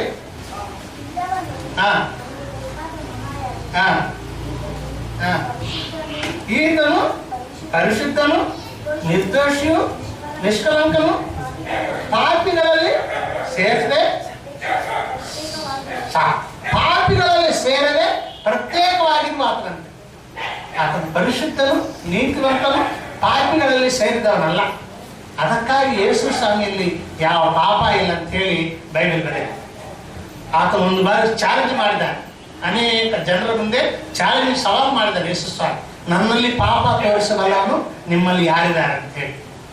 ಆದ್ದರಿಂದ ಕ್ರಿಸ್ತನಲ್ಲಿ ಪ್ರಿಯರೇ, ಯೇಸು ಸ್ವಾಮಿಯಲ್ಲಿ ಯಾವ ಪಾಪ ಇರಲಿಲ್ಲ. ಆದ್ದರಿಂದ ಪಾಪ ಇಲ್ಲದಂತ ರಕ್ತ ಯೇಸು ಸ್ವಾಮಿಯಲ್ಲಿ. ಈ ಭೂಲೋಕದಲ್ಲಿದ್ದಂತ ಪ್ರತಿಯೊಬ್ಬ ಮನುಷ್ಯನಲ್ಲಿರುವಂತ ರಕ್ತ ಪಾಪದಿಂದ ಕೂಡಿದಂತ ರಕ್ತ. ಯೇಸು ಸ್ವಾಮಿಯಲ್ಲಿದ್ದಂದು ಪಾಪವಿಲ್ಲದಂತ ರಕ್ತ. ಆತರ ಪಾಪಗಳಲ್ಲಿ ಸೇರಿದವನಲ್ಲ, ಪಾಪವಿಲ್ಲದಂತ ರಕ್ತ. ಆದ್ರಿಂದ ಪಾಪವಿಲ್ಲದಂತ ರಕ್ತಕ್ಕೆ ಪಾಪ ಪರಿಹಾರ ಮಾಡುವಂತ ಶಕ್ತಿ ಇದೆ. ಶಾಸ್ತ್ರಗಳಲ್ಲಿ ಬರೆಯಲ್ಪಟ್ಟಿದೆ, ಬರೀ ಹಿಂದೂ ಧರ್ಮ ಗ್ರಂಥಗಳಲ್ಲಿ ಕೂಡ ಬರೆಯಲ್ಪಟ್ಟಿದೆ, ವೇದಗಳಲ್ಲಿ ಕೂಡ ಬರೆಯಲ್ಪಟ್ಟಿದೆ. ರಕ್ತ ಪ್ರೋಕ್ಷಣ ಪಾಪ ಪರಿಹಾರ, ತದ್ರಕ್ತ ಪರಮಾತ್ಮೇನ ಪುಣ್ಯದಾನ ಬಲಿಯಾಗಂ ಅಂತೇಳಿ ವೇದಗಳಲ್ಲಿ ಕೂಡ ಬರೆಯಲ್ಪಟ್ಟಿದೆ. ಅದರ ಅರ್ಥ ಏನಪ್ಪ ಅಂತ ಹೇಳಿದ್ರೆ, ರಕ್ತ ಪ್ರೋಕ್ಷಣ ಅಂದ್ರೆ ರಕ್ತವನ್ನು ಪ್ರೋಕ್ಷಿಸಿದ್ದರಿಂದ ಪಾಪ ಪರಿಹಾರ. ಪಾಪ ಪರಿಹಾರವಾಗುವುದು ರಕ್ತವನ್ನು ಪ್ರೋಕ್ಷಣೆ ಮಾಡಿದ್ರಿಂದ ಆಗ್ತದೆ. ತದ್ರಕ್ತ ಪರಮಾತ್ಮೇನ ಅಂತ ಬರೆದಿದೆ. ಅಂದ್ರೆ ಆ ರಕ್ತವು ಪರಮಾತ್ಮಂದಾಗಿರ್ಬೇಕು. ಪರಮಾತ್ಮನ ರಕ್ತ ಆದರೆ ಜಗತ್ತಿನ ಪಾಪ ಪರಿಹಾರ ಆಗ್ತದೆ. ಪರಮಾತ್ಮನ ರಕ್ತ ಸುರಿಸಲ್ಪಡಬೇಕು, ಪ್ರೋಕ್ಷಣೆ ಮಾಡಬೇಕು. ಅದು ಪುಣ್ಯದಾನ ಬಲಿ ಆಗಬೇಕು. ಪರಮಾತ್ಮರು ಬಂದು ಬಲಿಯಾಗಿದ್ರೆ ಆ ಪರಮಾತ್ಮನ ರಕ್ತದಿಂದ ಜಗತ್ತಿನ ಪಾಪ ಪರಿಹಾರ ಆಗ್ತದೆ ಅಂತೇಳಿ ಬೈಬಲ್ನಲ್ಲಿ ಅಷ್ಟೇ ಅಲ್ಲ, ಈ ವಾಕ್ಯ ಬರೆದಿದ್ದು ಬೈಬಲ್ನಲ್ಲಿ ಅಷ್ಟೇ ಅಲ್ಲ, ವೇದಗಳಲ್ಲಿ ಕೂಡ ಬರೆಯಲ್ಪಟ್ಟಿದೆ, ಪುರಾತನ ಗ್ರಂಥಗಳಲ್ಲಿ ಕೂಡ ಬರೆಯಲ್ಪಟ್ಟಿದೆ. ಅಂದ್ರೆ ಆಗಿನ ಕಾಲದಲ್ಲಿ ಕೂಡ ಸಾವಿರಾರು ವರ್ಷಗಳ ಹಿಂದೆ ದೇವರು ಆ ಭಕ್ತರ ಮುಖಾಂತರವಾಗಿ ಅವರವರ ಗ್ರಂಥಗಳಲ್ಲಿ ಬರೆಸಿದ್ದಾರೆ. ಪರಮಾತ್ಮನು ಬಂದು ರಕ್ತ ಸುರಿಸಿದಾಗ ಜಗತ್ತಿನ ಪಾಪ ಪರಿಹಾರ ಆಗ್ತದೆ ಅಂತ ಹೇಳಿ. ಸರಿ ಕೃಷ್ಣ ಪ್ರಿಯರೇ, ನಾನು ಹೇಳುವುದೇನಪ್ಪ ಅಂತ ಹೇಳಿದ್ರೆ, ಆ ಆದಿ ಸಂಭೂತನು ಮನುಷ್ಯನ ರೂಪದಲ್ಲಿ ಮರಿಯಮ್ಮನ ಗರ್ಭದಲ್ಲಿ ಹುಟ್ಟಿದ್ದಾನೆ, ಮನುಷ್ಯನಾಗಿ ಹುಟ್ಟಿದ್ದಾನೆ. ಮನುಷ್ಯನಾಗಿ ಹುಟ್ಟಿದಾಗ ಆತನ ದೇವರಲ್ಲ, ನಾನು ಒಪ್ಕೊಳ್ತೇನೆ. ಮನುಷ್ಯನಾಗಿ ಹುಟ್ಟಿದಾಗ ಆತನ ದೇವರಲ್ಲ. ಮನುಷ್ಯನಾಗಿ ಹುಟ್ಟಿದಾಗ ಆತನ ಜನ್ಮವೂ ಇದೆ, ಶಿಲುಬೆ ಮೇಲೆ ಮರಣ ಕೂಡ ಹೊಂದಿದ್ದಾನೆ. ಆದ್ರಿಂದ ಜನ್ಮ ಇದ್ದವನು ಮರಣ ಇದ್ದವನು ದೇವರಲ್ಲ, ನಾನು ಒಪ್ಕೊಳ್ತೇನೆ. ಆದರೆ ಅದಕ್ಕಿಂತ ಹಿಂದಿನ ಕಾಲದಲ್ಲಿ ಆದಿ ಸಂಭೂತನಾಗಿದ್ದ. ಆದಿ ಸಂಭೂತನಿಗಿಂತ ಹಿಂದಿನ ಕಾಲದಲ್ಲಿ ವಾಕ್ಯ ಎಂಬ ದೇವರಾಗಿದ್ದ. ಆದ್ರಿಂದ ಕೃಷ್ಣ ಪ್ರಿಯರೇ, ಆ ವಾಕ್ಯ ಎಂಬ ದೇವರಾಗಿದ್ದಾಗ ಆತನ ಜನ್ಮನೂ ಇಲ್ಲ, ಮರಣನೂ ಇಲ್ಲ. ಆದ್ದರಿಂದ ಆತನ ದೇವರು. ಆತನ ಜನ್ಮ ಇಲ್ಲ, ವಾಕ್ಯ ಎಂಬ ದೇವರಾಗಿದ್ದ, ಜನ್ಮನೂ ಇಲ್ಲ, ಮರಣನೂ ಇಲ್ಲ. ಅದಕ್ಕಾಗಿ ಆತನ ದೇವರಾಗಿದ್ದ. ಓದ್ತೀರಾ? ಯೋಹಾನನ ಸುವಾರ್ತೆಯಲ್ಲಿ 1ನೇ ಅಧ್ಯಾಯದಲ್ಲಿ 1ನೇ ವಚನ ಯಾರಾದ್ರೂ ಬರೋದ್ರಿ? ಯೋಹಾನನ ಸುವಾರ್ತೆ 1ನೇ ಅಧ್ಯಾಯ 1ನೇ ವಚನ ಯಾರಾದ್ರೂ ಬರೋದ್ರಿ? ಹಾ ಹ್ಮ್ ಹಾ ಹಾ ಹಾ ಹಾ ಹಾ ಹಾ ಹಾ ಹಾ ಸಾಕು. ಇಲ್ಲಿ ಬರೆಯಲ್ಪಟ್ಟಿದೆ ವಾಕ್ಯ ಎಂಬ ದೇವರು ಆದಿಯಲ್ಲಿ ದೇವರ ಬಳಿ ಇರಲಿದ್ದನು, ಆದಿಯಲ್ಲಿ ಆತನ ದೇವರಾಗಿದ್ದನಂತ ಬರೆಯಲ್ಪಟ್ಟಿದೆ. ಆದರೆ ಎಲ್ಲ ಉಂಟಾಗಿದ್ದು ಮಾತ್ರ ಆದಿ ಸಂಭೂತನಾದಾಗ ಎಲ್ಲವನ್ನು ಉಂಟು ಮಾಡಿದಾಗ. ವಾಕ್ಯ ಎಂಬ ದೇವರಾಗಿದ್ದಾಗ ಅವೆಲ್ಲ ಉಂಟು ಮಾಡಲಿಲ್ಲ. ವಾಕ್ಯ ಎಂಬ ದೇವರಾಗಿದ್ದಾಗ ಆತನಿಗೆ ಜನ್ಮನೂ ಇಲ್ಲ, ಮರಣನೂ ಇಲ್ಲ. ಆದಿ ಸಂಭೂತನಾಗಿ ಹುಟ್ಟಿದಾಗ ಆತನ ಎಲ್ಲವನ್ನು ಉಂಟು ಮಾಡಿದ್ದಾನೆ, ಎಲ್ಲ ಲೋಕಗಳನ್ನೆಲ್ಲ ಉಂಟು ಮಾಡಿದ್ದಾನೆ. ಆತನಿಲ್ಲದೆ ಒಂದಾದರೂ ಉಂಟಾಗಲಿಲ್ಲ. ಸರಿ ಕೃಷ್ಣ ಪ್ರಿಯರೇ, ಆ ವಾಕ್ಯ ಎಂಬ ದೇವರು ಮರಿಯಮ್ಮನ ಗರ್ಭದಲ್ಲಿ ಮನುಷ್ಯನ ರೂಪದಲ್ಲಿ ಯೇಸು ಎಂಬ ಹೆಸರಿನಲ್ಲಿ ಆ ಬೆತ್ಲೆಹೇಮಿನಲ್ಲಿ ಹುಟ್ಟಿದ್ದಾನೆ. ಪ್ರಿಯರೇ, ಶಾಸ್ತ್ರಗಳಲ್ಲಿ ಬರೆದಿರೋ ಪ್ರಕಾರ, ವೇದಗಳಲ್ಲಿ ಬರೆದಿರೋ ಪ್ರಕಾರ ಪರಮಾತ್ಮನ ರಕ್ತ ಆದರೆ ಜಗತ್ತಿನ ಪಾಪ ಪರಿಹಾರ ಆಗ್ತದೆ ಅಂತೇಳಿ ವೇದಗಳಲ್ಲಿ ಕೂಡ ಬರೆಯಲ್ಪಟ್ಟಿದೆ, ಬೇರೆ ಬೇರೆ ಗ್ರಂಥಗಳಲ್ಲಿ ಕೂಡ ಬರೆಯಲ್ಪಟ್ಟಿದೆ. ಆ ಶಾಸ್ತ್ರದ ಪ್ರಕಾರ, ಆ ಮಾತಿನ ಶಾಸ್ತ್ರದ ಪ್ರಕಾರ ಆತನ ಕಲ್ವರಿ ಶಿಲುಬೆ ಮೇಲೆ ತನ್ನ ಪ್ರಾಣವನ್ನು ಕೊಡ್ಲಿಕ್ಕಾಗಿ ಇಷ್ಟಪೂರ್ವಕವಾಗಿ ಒಪ್ಪಿಸಿಕೊಂಡಿದ್ದಾನೆ. ಯಾರು ಬಲವಂತವಾಗಿ ಯೇಸು ಸ್ವಾಮಿಯನ್ನ ಹೊಡಿಲಿಲ್ಲ. ಯೇಸು ಸ್ವಾಮಿ ತನ್ನನ್ನು ತಾನು ಒಪ್ಪಿಸಿಕೊಂಡಿದ್ದಾನೆ ಶಿಲುಬೆ. ಎಷ್ಟೋ ಮಂದಿ ಆತನನ್ನು ಅರೆಸ್ಟ್ ಮಾಡ್ಲಿಕ್ಕೆ ಹೋಗಿದ್ದಾರೆ ಗೆಚ್ಚಮನೆ ತೋಟದಲ್ಲಿ. ಯೇಸು ಸ್ವಾಮಿ ಖುದ್ದಾಗಿ ಮುಂದಕ್ಕೆ ಹೋಗಿದ್ದಾನೆ, ನಾನು ಯೇಸು, ನನ್ನನ್ನು ಅರೆಸ್ಟ್ ಮಾಡಿ ಅಂತ ಹೇಳಿದ್ದಾರೆ. ಯಾವುದೋ ಒಂದು ರೀತಿಯಿಂದ ಆತನನ್ನು ಬಲವಂತವಾಗಿ ಹಿಡಿದು ಜಬರ್ದಸ್ತಿ ಆತನನ್ನ ಹೊಡೆದಿದ್ದವರಲ್ಲ. ಯೇಸು ಸ್ವಾಮಿ ಖುದ್ದಾಗಿ ಹೇಳುತ್ತಾನೆ. ಮತ್ತಾಯ ಬರೆದಿದ್ದ ಸುವಾರ್ತೆಯಲ್ಲಿ 26ನೇ ಅಧ್ಯಾಯದಲ್ಲಿ ಆ ಗೆಚ್ಚಮನೆ ತೋಟದಲ್ಲಿ ಸುಮಾರು 300 ಮಂದಿ ಬರ್ತಾರೆ ಯೇಸು ಸ್ವಾಮಿಯನ್ನ ಹಿಡಿಲಿಕ್ಕೆ. 300 ಮಂದಿ ಬಂದಾಗ ಪೇತ್ರನ ಒಂದು ಕತ್ತಿ ತೆಗೆದು ಒಬ್ಬ ಸೈನಿಕನ ಕಿವಿಯನ್ನು ಕಡಿತಾರೆ. ಕಿವಿಯನ್ನು ಕಡಿದಾಗ ಯೇಸು ಸ್ವಾಮಿ ಹೇಳ್ತಾರೆ, ಯಾತಕ್ಕಾಗಿ ಆತರ ಪಡ್ತೀಯ? ನನ್ನನ್ನು ನಾನು ರಕ್ಷಿಸ್ಕೊಳ್ಬೇಕಾದ್ರೆ ಇವಾಗ ನಾನು ಪ್ರಾರ್ಥನೆ ಮಾಡಿದ್ರೆ 72,000 ಮಂದಿ ದೇವದೂತರು ಬರ್ತಾರೆ. 72,000 ಮಂದಿ ದೇವದೂತರು ಬರ್ತಾರೆ, ಬಂದು ನನ್ನನ್ನು ರಕ್ಷಿಸ್ತಾರೆ. ಆದರೆ ನಾನು ಬಂದಿದ್ದೆ ಈ ಕಾರ್ಯಕ್ಕಾಗಿ, ಪಾಪ ಪರಿಹಾರ ಮಾಡಲಿಕ್ಕೆ ನಾನು ಬಂದಿದ್ದೇನೆ. ಆ ಪಾಪ ಪರಿಹಾರ ಕಾರ್ಯ ಹೇಗಾಗ್ತದೆ, ಈಡೇರುವುದು ಹೇಗೆ? ಅದಕ್ಕಾಗಿ ನೀವು ಸುಂದಿರ ಅಂತ ಹೇಳಿ ಪೇತ್ರನಿಗೆ ಯೇಸು ಸ್ವಾಮಿ ಹೇಳುತ್ತಾರೆ. ಕ್ರೈಸ್ತರಲ್ಲಿ ಪ್ರಿಯರೇ, ಯೇಸು ಸ್ವಾಮಿ ತನ್ನನ್ನು ತಾನೇ ಮರಣಕ್ಕೆ ಒಪ್ಪಿಸಿಕೊಂಡಿದ್ದಾರೆ. ಆ ಯೆರೂಸಲೇಮಿನಲ್ಲಿ ಆ ಶಿಲುಬೆ ಮೇಲೆ ಆ ಪರಮಾತ್ಮನ ರಕ್ತ ಸುರಿಸಲ್ಪಟ್ಟಿದೆ ಪ್ರಿಯರೇ. ಆ ಪರಮಾತ್ಮನ ರಕ್ತ ಸುರಿಸಲ್ಪಟ್ಟಿದೆ. ಯಾತಕ್ಕಾಗಿ ಸುರಿಸಲ್ಪಟ್ಟಿದ್ರೆ ಈ ಜಗತ್ತಿನ ಪಾಪ ಪರಿಹಾರ ಮಾಡುವುದಕ್ಕಾಗಿ ಸುರಿಸಲ್ಪಟ್ಟಿದೆ. ಆ ಯೇಸು ಸ್ವಾಮಿ ತನ್ನ ರಕ್ತವನ್ನ ತೆಗೆದುಕೊಂಡು ಸ್ವರ್ಗಲೋಕಕ್ಕೆ ಅಂದ್ರೆ 3ನೇ ದಿನ ಆತನ ಶಿಲುಬೆ ಮೇಲೆ ಪ್ರಾಣ ಕೊಟ್ಟ ನಂತರ ಆತನ ಶವವನ್ನು ಇಳಿಸಿ ಸಮಾಧಿಯಲ್ಲಿ ಇಡುತ್ತಾರೆ. ಆನಂತರ 3ನೇ ದಿನ ಆತನ ತಿರುಗಿ ಜೀವಂತವಾಗಿದ್ದು ಬರ್ತಾನೆ. ಬೈಬಲ್ ಹೇಳುವುದೇನಪ್ಪ ಅಂತ ಹೇಳಿದ್ರೆ, ಆತನ ಸ್ವರ್ಗಲೋಕಕ್ಕೆ ಹೋಗಿದ್ದಾಗ ತನ್ನ ಸ್ವಂತ ರಕ್ತವನ್ನ, ಆ ಪರಮಾತ್ಮನ ರಕ್ತವನ್ನು ತೆಗೆದುಕೊಂಡೋಗಿ ಆ ತಂದೆಯಾದ ದೇವರಿಗೆ ಸಮರ್ಪಣೆ ಮಾಡಿದಾರಂತ ಬರೆಯಲ್ಪಟ್ಟಿದೆ. ಈ ಜಗತ್ತಿನ ಪಾಪ ನಿವಾರಣೆಗಾಗಿ ಆ ರಕ್ತವನ್ನು ಸಮರ್ಪಣೆ ಮಾಡಿದ್ದಾರೆ.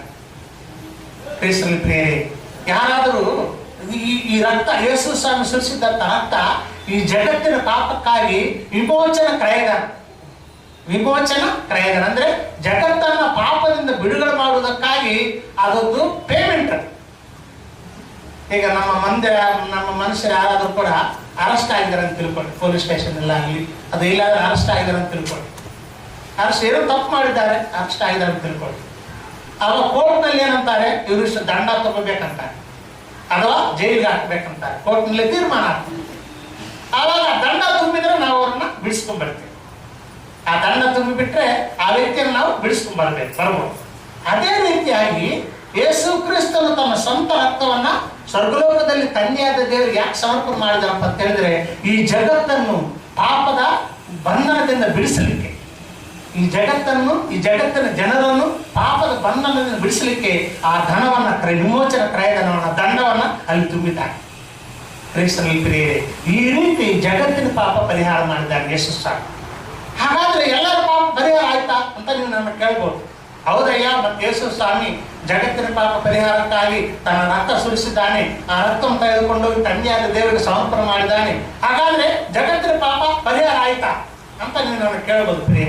ಅದಕ್ಕೆ ಇಲ್ಲಿ ದಾವೀದನು ಹೇಳುತ್ತಿದ್ದಾನೆ, ಯಾರ ಪಾಪಗಳು ಪರಿಹಾರವಾಗಿಯೋ, ಯಾರ ಅಪರಾಧಗಳು ಕ್ಷಮಿಸಲ್ಪಟ್ಟಿಯೋ ಅವನೇ ಧನ್ಯನಂತಾನೆ ದಾವೀದ. ಯಾರ ಅಪರಾಧ ಅಂದ್ರೆ ಯಾರೋ ಕೆಲವು ಮಂದಿ ಮಾತ್ರ ಆಗ್ತಾರಂತೆ, ಎಲ್ಲರದಲ್ಲ. ಈ ಪಾಪಗಳ ಪರಿಹಾರ ಯಾರೋ ಕೆಲವು ಮಂದಿ ಮಾತ್ರ ಆಗ್ತದೆ. ಯಾರಪ್ಪ ಕೆಲವು ಮಂದಿ ಅಂತ ಹೇಳಿದ್ರೆ, ಆ ಯೇಸು ಸ್ವಾಮಿಯನ್ನು ನಂಬಿದವರಿಗೆ ಮಾತ್ರ. ಆ ಯೇಸು ಸ್ವಾಮಿ ನನಗೋಸ್ಕರ ಪ್ರಾಣ ಕೊಟ್ಟಿದ್ದಾನೆ, ಯೇಸು ಸ್ವಾಮಿ ನನಗೋಸ್ಕರ ರಕ್ತ ಸುರಿಸಿದ್ದಾನೆ, ನನ್ನ ಪಾಪ ಪರಿಹಾರಕ್ಕಾಗಿ ಆತನ ತನ್ನ ರಕ್ತವನ್ನು ಸುರಿಸಿ ಆ ರಕ್ತವನ್ನು ತಂದೆಯಾದ ದೇವರಿಗೆ ಸಮರ್ಪಣೆ ಮಾಡಿದ್ದಾನೆ, ದಂಡ ತುಂಬಿದ್ದಾನೆ, ನನ್ನ ಪಾಪಗಳ ಪರಿಹಾರಕ್ಕಾಗಿ ಅಲ್ಲಿ ಕ್ರಯಧನವನ್ನು ಕೊಟ್ಟು ಬಿಟ್ಟಿದ್ದಂತ ಯಾರು ನಂಬುತ್ತಾರೋ ಅವರಿಗೆ ಮಾತ್ರ ಆಗ್ತದೆ ಪಾಪ ಪರಿಹಾರ. ಓದ್ತೀರಾ ಆ ವಿಚಾರವನ್ನು ಪ್ರಿಯರೇ? ಇಬ್ರಿದವರಿಗೆ ಬರೆದ ಪತ್ರಿಕೆಯಲ್ಲಿ 9ನೇ ಅಧ್ಯಾಯದಲ್ಲಿ ಮಾತು ಬರೆಯಲ್ಪಟ್ಟಿದೆ. ಇಬ್ರಿದವರಿಗೆ ಬರೆದ ಪತ್ರಿಕೆ 9ನೇ ಅಧ್ಯಾಯ 12ನೇ ವಚನದಿಂದ ಹೋದ್ರೆ, ಇಬ್ರಿದವರಿಗೆ ಬರೆದ ಪತ್ರಿಕೆ 9ನೇ ಅಧ್ಯಾಯ 11ನೇ ವಚನದಿಂದ ಬರೆದಿಲ್ಲ, 11ರಿಂದ.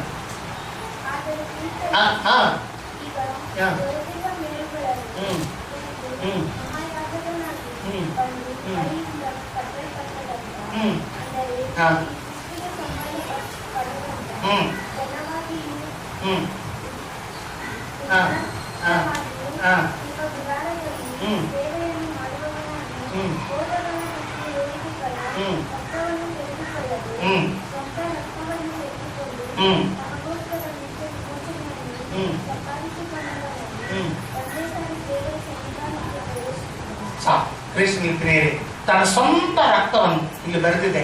ಯೇಸು ಕ್ರಿಸ್ತನು ಮಹಾಯಾಜಕನಾಗಿ ಆ ಕಲುಬರಿ ಶಿಲೆಯ ಮೇಲೆ ಸುರಿಸಿದಂತ ತನ್ನ ಸ್ವಂತ ರಕ್ತವನ್ನು ತೆಗೆದುಕೊಂಡೋಗಿ ತಂದೆಯಾದ ದೇವರಿಗೆ ಸಮರ್ಪಣೆ ಮಾಡಿ ನಿತ್ಯ ರಕ್ಷಣೆಯನ್ನು ಸಂಪಾದಿಸಿದಾನಂತ ಬರೆದಿದೆ. ಆದ್ದರಿಂದ ಕ್ರಿಸ್ತನಲ್ಲಿ ಪ್ರಿಯರೇ, ಯೇಸು ಕ್ರಿಸ್ತನು ಕಲುಬರಿ ಶಿಲೆಯ ಮೇಲೆ ಪ್ರಾಣ ಕೊಟ್ಟಿದ್ದು ಅಮಾಯಕನಾಗಿ ಕೊಟ್ಟಿಲ್ಲ, ಕೈಲಾಗದವನಾಗಿ ಕೊಟ್ಟಿಲ್ಲ, ಪ್ರಾಣ ಕೊಟ್ಟಿಲ್ಲ. ಆತನನ್ನು ಸಾಯಿಸ್ತಾ ಇದ್ದವರಿಗೆ ಏನು ಕೈಲಾಗದವನಾಗಿ ಸುಮ್ಮನೆ ಇರಲಿಲ್ಲ. ಆತನು ಮಾಡಿದಂತ ಕಾರ್ಯದಲ್ಲಿ ಒಂದು ಮರ್ಮ ಇದೆ, ರಹಸ್ಯ ಇದೆ.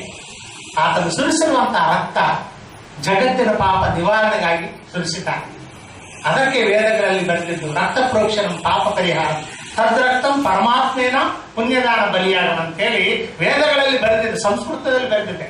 ಅಂದ್ರೆ ಪರಮಾತ್ಮನೇ ಬಂದು ಮನುಷ್ಯನಾಗಿ ಬಂದು ತನ್ನ ರಕ್ತವನ್ನು ಸುರಿಸಿದಾಗ ಜಗತ್ತಿನ ಪಾಪ ಪರಿಹಾರ ಆಗ್ತದೆ ಅಂತ ಹೇಳಿ ಆ ಶಾಸ್ತ್ರದಲ್ಲಿ ವೇದಗಳಲ್ಲಿ ಬರೆದಿರುವಂತಹ ವಾಕ್ಯವನ್ನ ಯೇಸು ಕ್ರಿಸ್ತನ ಕಲ್ವರಿ ಶಿಲುಬೆ ಮೇಲೆ ಈಡೇರಿಸಿದ್ದಾನೆ. ಹಾಗಾದ್ರೆ ಯಾರ ಪಾಪಗಳು ಪರಿಹಾರವಾಗ್ತಾವೋ, ಯಾರ ಅಪರಾಧಗಳು ಕ್ಷಮಿಸಲ್ಪಡ್ತಾವೋ ಅವರು ಧನ್ಯರು ಅಂತ ಹೇಳಿ ಈಗ ದಾವೀದನು ಹೇಳಿದ್ದಾರಲ್ಲ, ಯಾರು ಈ ವಿಷಯವನ್ನು ನಂಬುತ್ತಾರೆ, ಆ ಪರಮಾತ್ಮನ ಯೇಸುವಿನ ರೂಪದಲ್ಲಿ ಬಂದಿದ್ದಾನೆ, ಆ ಪರಮಾತ್ಮನ ಕಲ್ವರಿ ಶಿಲುಬೆ ಮೇಲೆ ರಕ್ತ ಸುರಿಸಿದ್ದಾನೆ, ಆ ಪರಮಾತ್ಮನು ನನ್ನ ಪಾಪ ಪರಿಹಾರಕ್ಕಾಗಿ ಪ್ರಾಣ ಕೊಟ್ಟಿದ್ದಾನೆ, ಆ ಪರಮಾತ್ಮನು 3ನೇ ದಿನ ತಿರುಗಿ ಎದ್ದು ಬಂದಿದ್ದಾನೆ, ಆ ಪರಮಾತ್ಮನು ತನ್ನ ರಕ್ತವನ್ನ ತಂದೆಯಾದ ದೇವರಿಗೆ ಸಮರ್ಪಣೆ ಮಾಡಿದ್ದಾನೆ, ನನ್ನ ಪಾಪ ಪರಿಹಾರ ಮಾಡಿದಂತ ಯಾರು ನಂಬುತ್ತಾರೋ ಅವರ ಪಾಪಗಳ ಪರಿಹಾರ ಆಗ್ತದೆ. ಎಲ್ಲರಲ್ಲ, ಎಲ್ಲರ ಪಾಪಗಳ ಪರಿಹಾರ ಆಗುವುದಿಲ್ಲ. ಯಾರು ಯೇಸು ಕ್ರಿಸ್ತನ ನಂಬುವುದಿಲ್ಲವೋ, ಯಾರು ಯೇಸುವಿನ ಬಳಿ ಬರುವುದಿಲ್ಲವೋ ಅವರ ಪಾಪಗಳ ಪರಿಹಾರ ಆಗುವುದಿಲ್ಲ.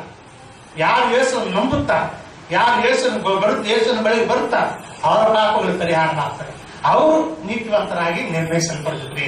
ಪುಣ್ಯ ಕಾರ್ಯ ಇಲ್ಲದಿದ್ದರು, ದಾನ ಧರ್ಮ ಇಲ್ಲದಿದ್ದರು, ಯಾವ ಒಳ್ಳೆಯ ಕಾರ್ಯ ಮಾಡದಿದ್ದರು, ಯಾವ ಉಪಕಾರ ಮಾಡದಿದ್ದರು ಕೂಡ ಅವರು ಫ್ರೀಯಾಗಿ ಉಚಿತವಾಗಿ ನೀತಿವಂತರಾಗಿ ದೇವ್ರ ಲೆಕ್ಕ ಕಟ್ತಾರೆ. ಯಾರು ಹೇಗಪ್ಪ ಅಂತ ಹೇಳಿದ್ರೆ ಮೊದಲು ಅವರು ಪಾಪ ಪರಿಹಾರ ಮಾಡ್ತಾರೆ. ಯಾರ ಪಾಪಗಳು ಪರಿಹಾರವಾಗುತ್ತಾವೋ ಅವರು ದೇವರ ದೃಷ್ಟಿಯಲ್ಲಿ ನೀತಿವಂತರಾಗ್ತಾರೆ. ಯಾರ ಪಾಪಗಳು ಪರಿಹಾರವಾಗುತ್ತಾವೋ ಅವರು ಸ್ವರ್ಗಲೋಕಕ್ಕೆ ಬಾಧ್ಯಸ್ಥರಾಗ್ತಾರೆ.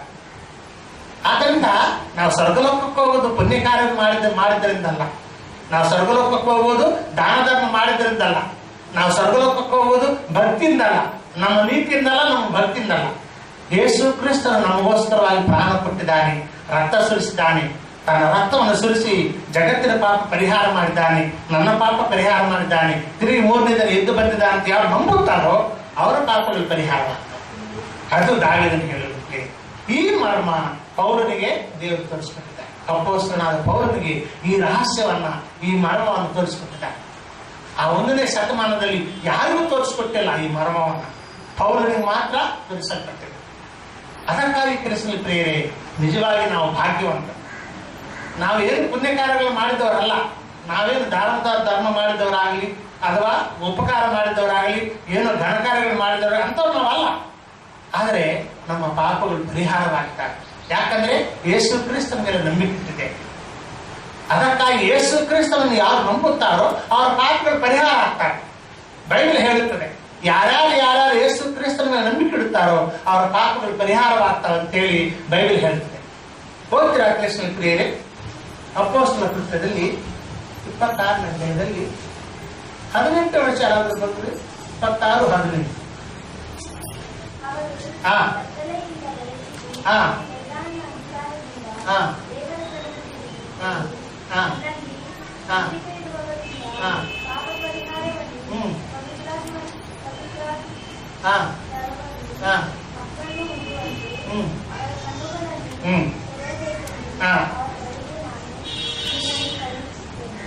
ನಾನು ಓದುತ್ತಾ ಇದ್ದೀನಿ ನೋಡ್ರಿ. 18ನೇ ವಚನ, ಅಪೊಸ್ತಲರ ಕೃತ್ಯಗಳು 26ನೇ ಅಧ್ಯಾಯ 18ನೇ ವಚನ. ಅವರು ಕತ್ತಲೆಯಿಂದ ಬೆಳಕಿಗೂ ಸೈತಾನನ ಅಧಿಕಾರದಿಂದ ದೇವರ ಕಡೆಗೂ ತಿರುಗಿಕೊಂಡು ನನ್ನಲ್ಲಿ ನಂಬಿಕೆ ಇಡುವುದರಿಂದ ಪಾಪ ಪರಿಹಾರವನ್ನು ಪವಿತ್ರರಾದವರಲ್ಲಿ ಹಕ್ಕನ್ನು ಹೊಂದುವರು.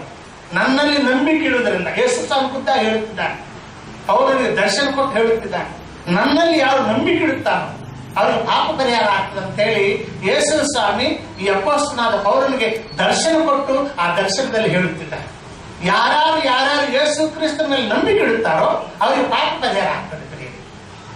ಇದು ದೇವರು ಪುಣ್ಯ ಕಾರ್ಯಗಳಿಲ್ಲದೆ ನೀತಿವಂತರನ್ನಾಗಿ ನಿರ್ಣಯಿಸಲು, ಪುಣ್ಯ ಕಾರ್ಯಗಳಿಲ್ಲದೆ ಅವರನ್ನ ಪರಲೋಕ ರಾಜ್ಯಕ್ಕೆ ಬಾಧ್ಯಸ್ಥರನ್ನಾಗಿ ಮಾಡುವುದು. ಯೇಸು ಕ್ರಿಸ್ತನ ಮೇಲೆ ನಂಬಿಕೆ ಇಟ್ಟವರಿಗೆ ಪಾಪ ಪರಿಹಾರ ಆಗ್ತದೆ. ಯಾರ ಪಾಪಗಳು ಪರಿಹಾರವಾಗುತ್ತಾವೋ ಅವರು ದೇವರ ದೃಷ್ಟಿಯಲ್ಲಿ ನೀತಿವಂತರು. ಈ ಜಗತ್ತಿನಲ್ಲಿ ನಮ್ಮನ್ನು ಯಾರು ನೀತಿವಂತರಂತ ಕರೆಯುವುದಿಲ್ಲ. ಈ ಲೋಕದ ಜನರು ಯಾರು ಕೂಡ ನಾವು ನೀತಿವಂತರಂತ ಕರೆಯುವುದಿಲ್ಲ. ನಮ್ಮನ್ನು ನೀತಿವಂತರಂತ ಕರೆಯುವುದು ದೇವರು. ನಮ್ಮನ್ನು ನೀತಿವಂತರನ್ನಾಗಿ ನಿರ್ಣಯಿಸಿದ್ದು ದೇವರು. ನಮ್ಮ ಪಾಪಗಳ ಪರಿಹಾರ ಮಾಡಿದ್ದು ದೇವರು. ಯೇಸು ಕ್ರಿಸ್ತನ ಮೇಲೆ ಹಾಕಿದ್ದಾನೆ. ಜಗತ್ತಿನ ಎಲ್ಲ ಪಾಪಗಳನ್ನ ಯೇಸು ಕ್ರಿಸ್ತನ ತಲೆ ಮೇಲೆ ಹಾಕಿಬಿಟ್ಟಿದ್ದಾನೆ. ಆ ಯೇಸು ಕ್ರಿಸ್ತನು ದೇವ ಸ್ವರೂಪನು, ದೇವರ ಮನುಷ್ಯರ ರೂಪದಲ್ಲಿದ್ದಂತ ದೇವರಾಗಿ ಈ ಭೂಲೋಕದಲ್ಲಿ ಬಂದು ತನ್ನ ರಕ್ತವನ್ನು ಸುರಿಸಿ ಜಗತ್ತಿನ ಪಾಪ ಪರಿಹಾರ ಮಾಡಿದ್ದಾನೆ.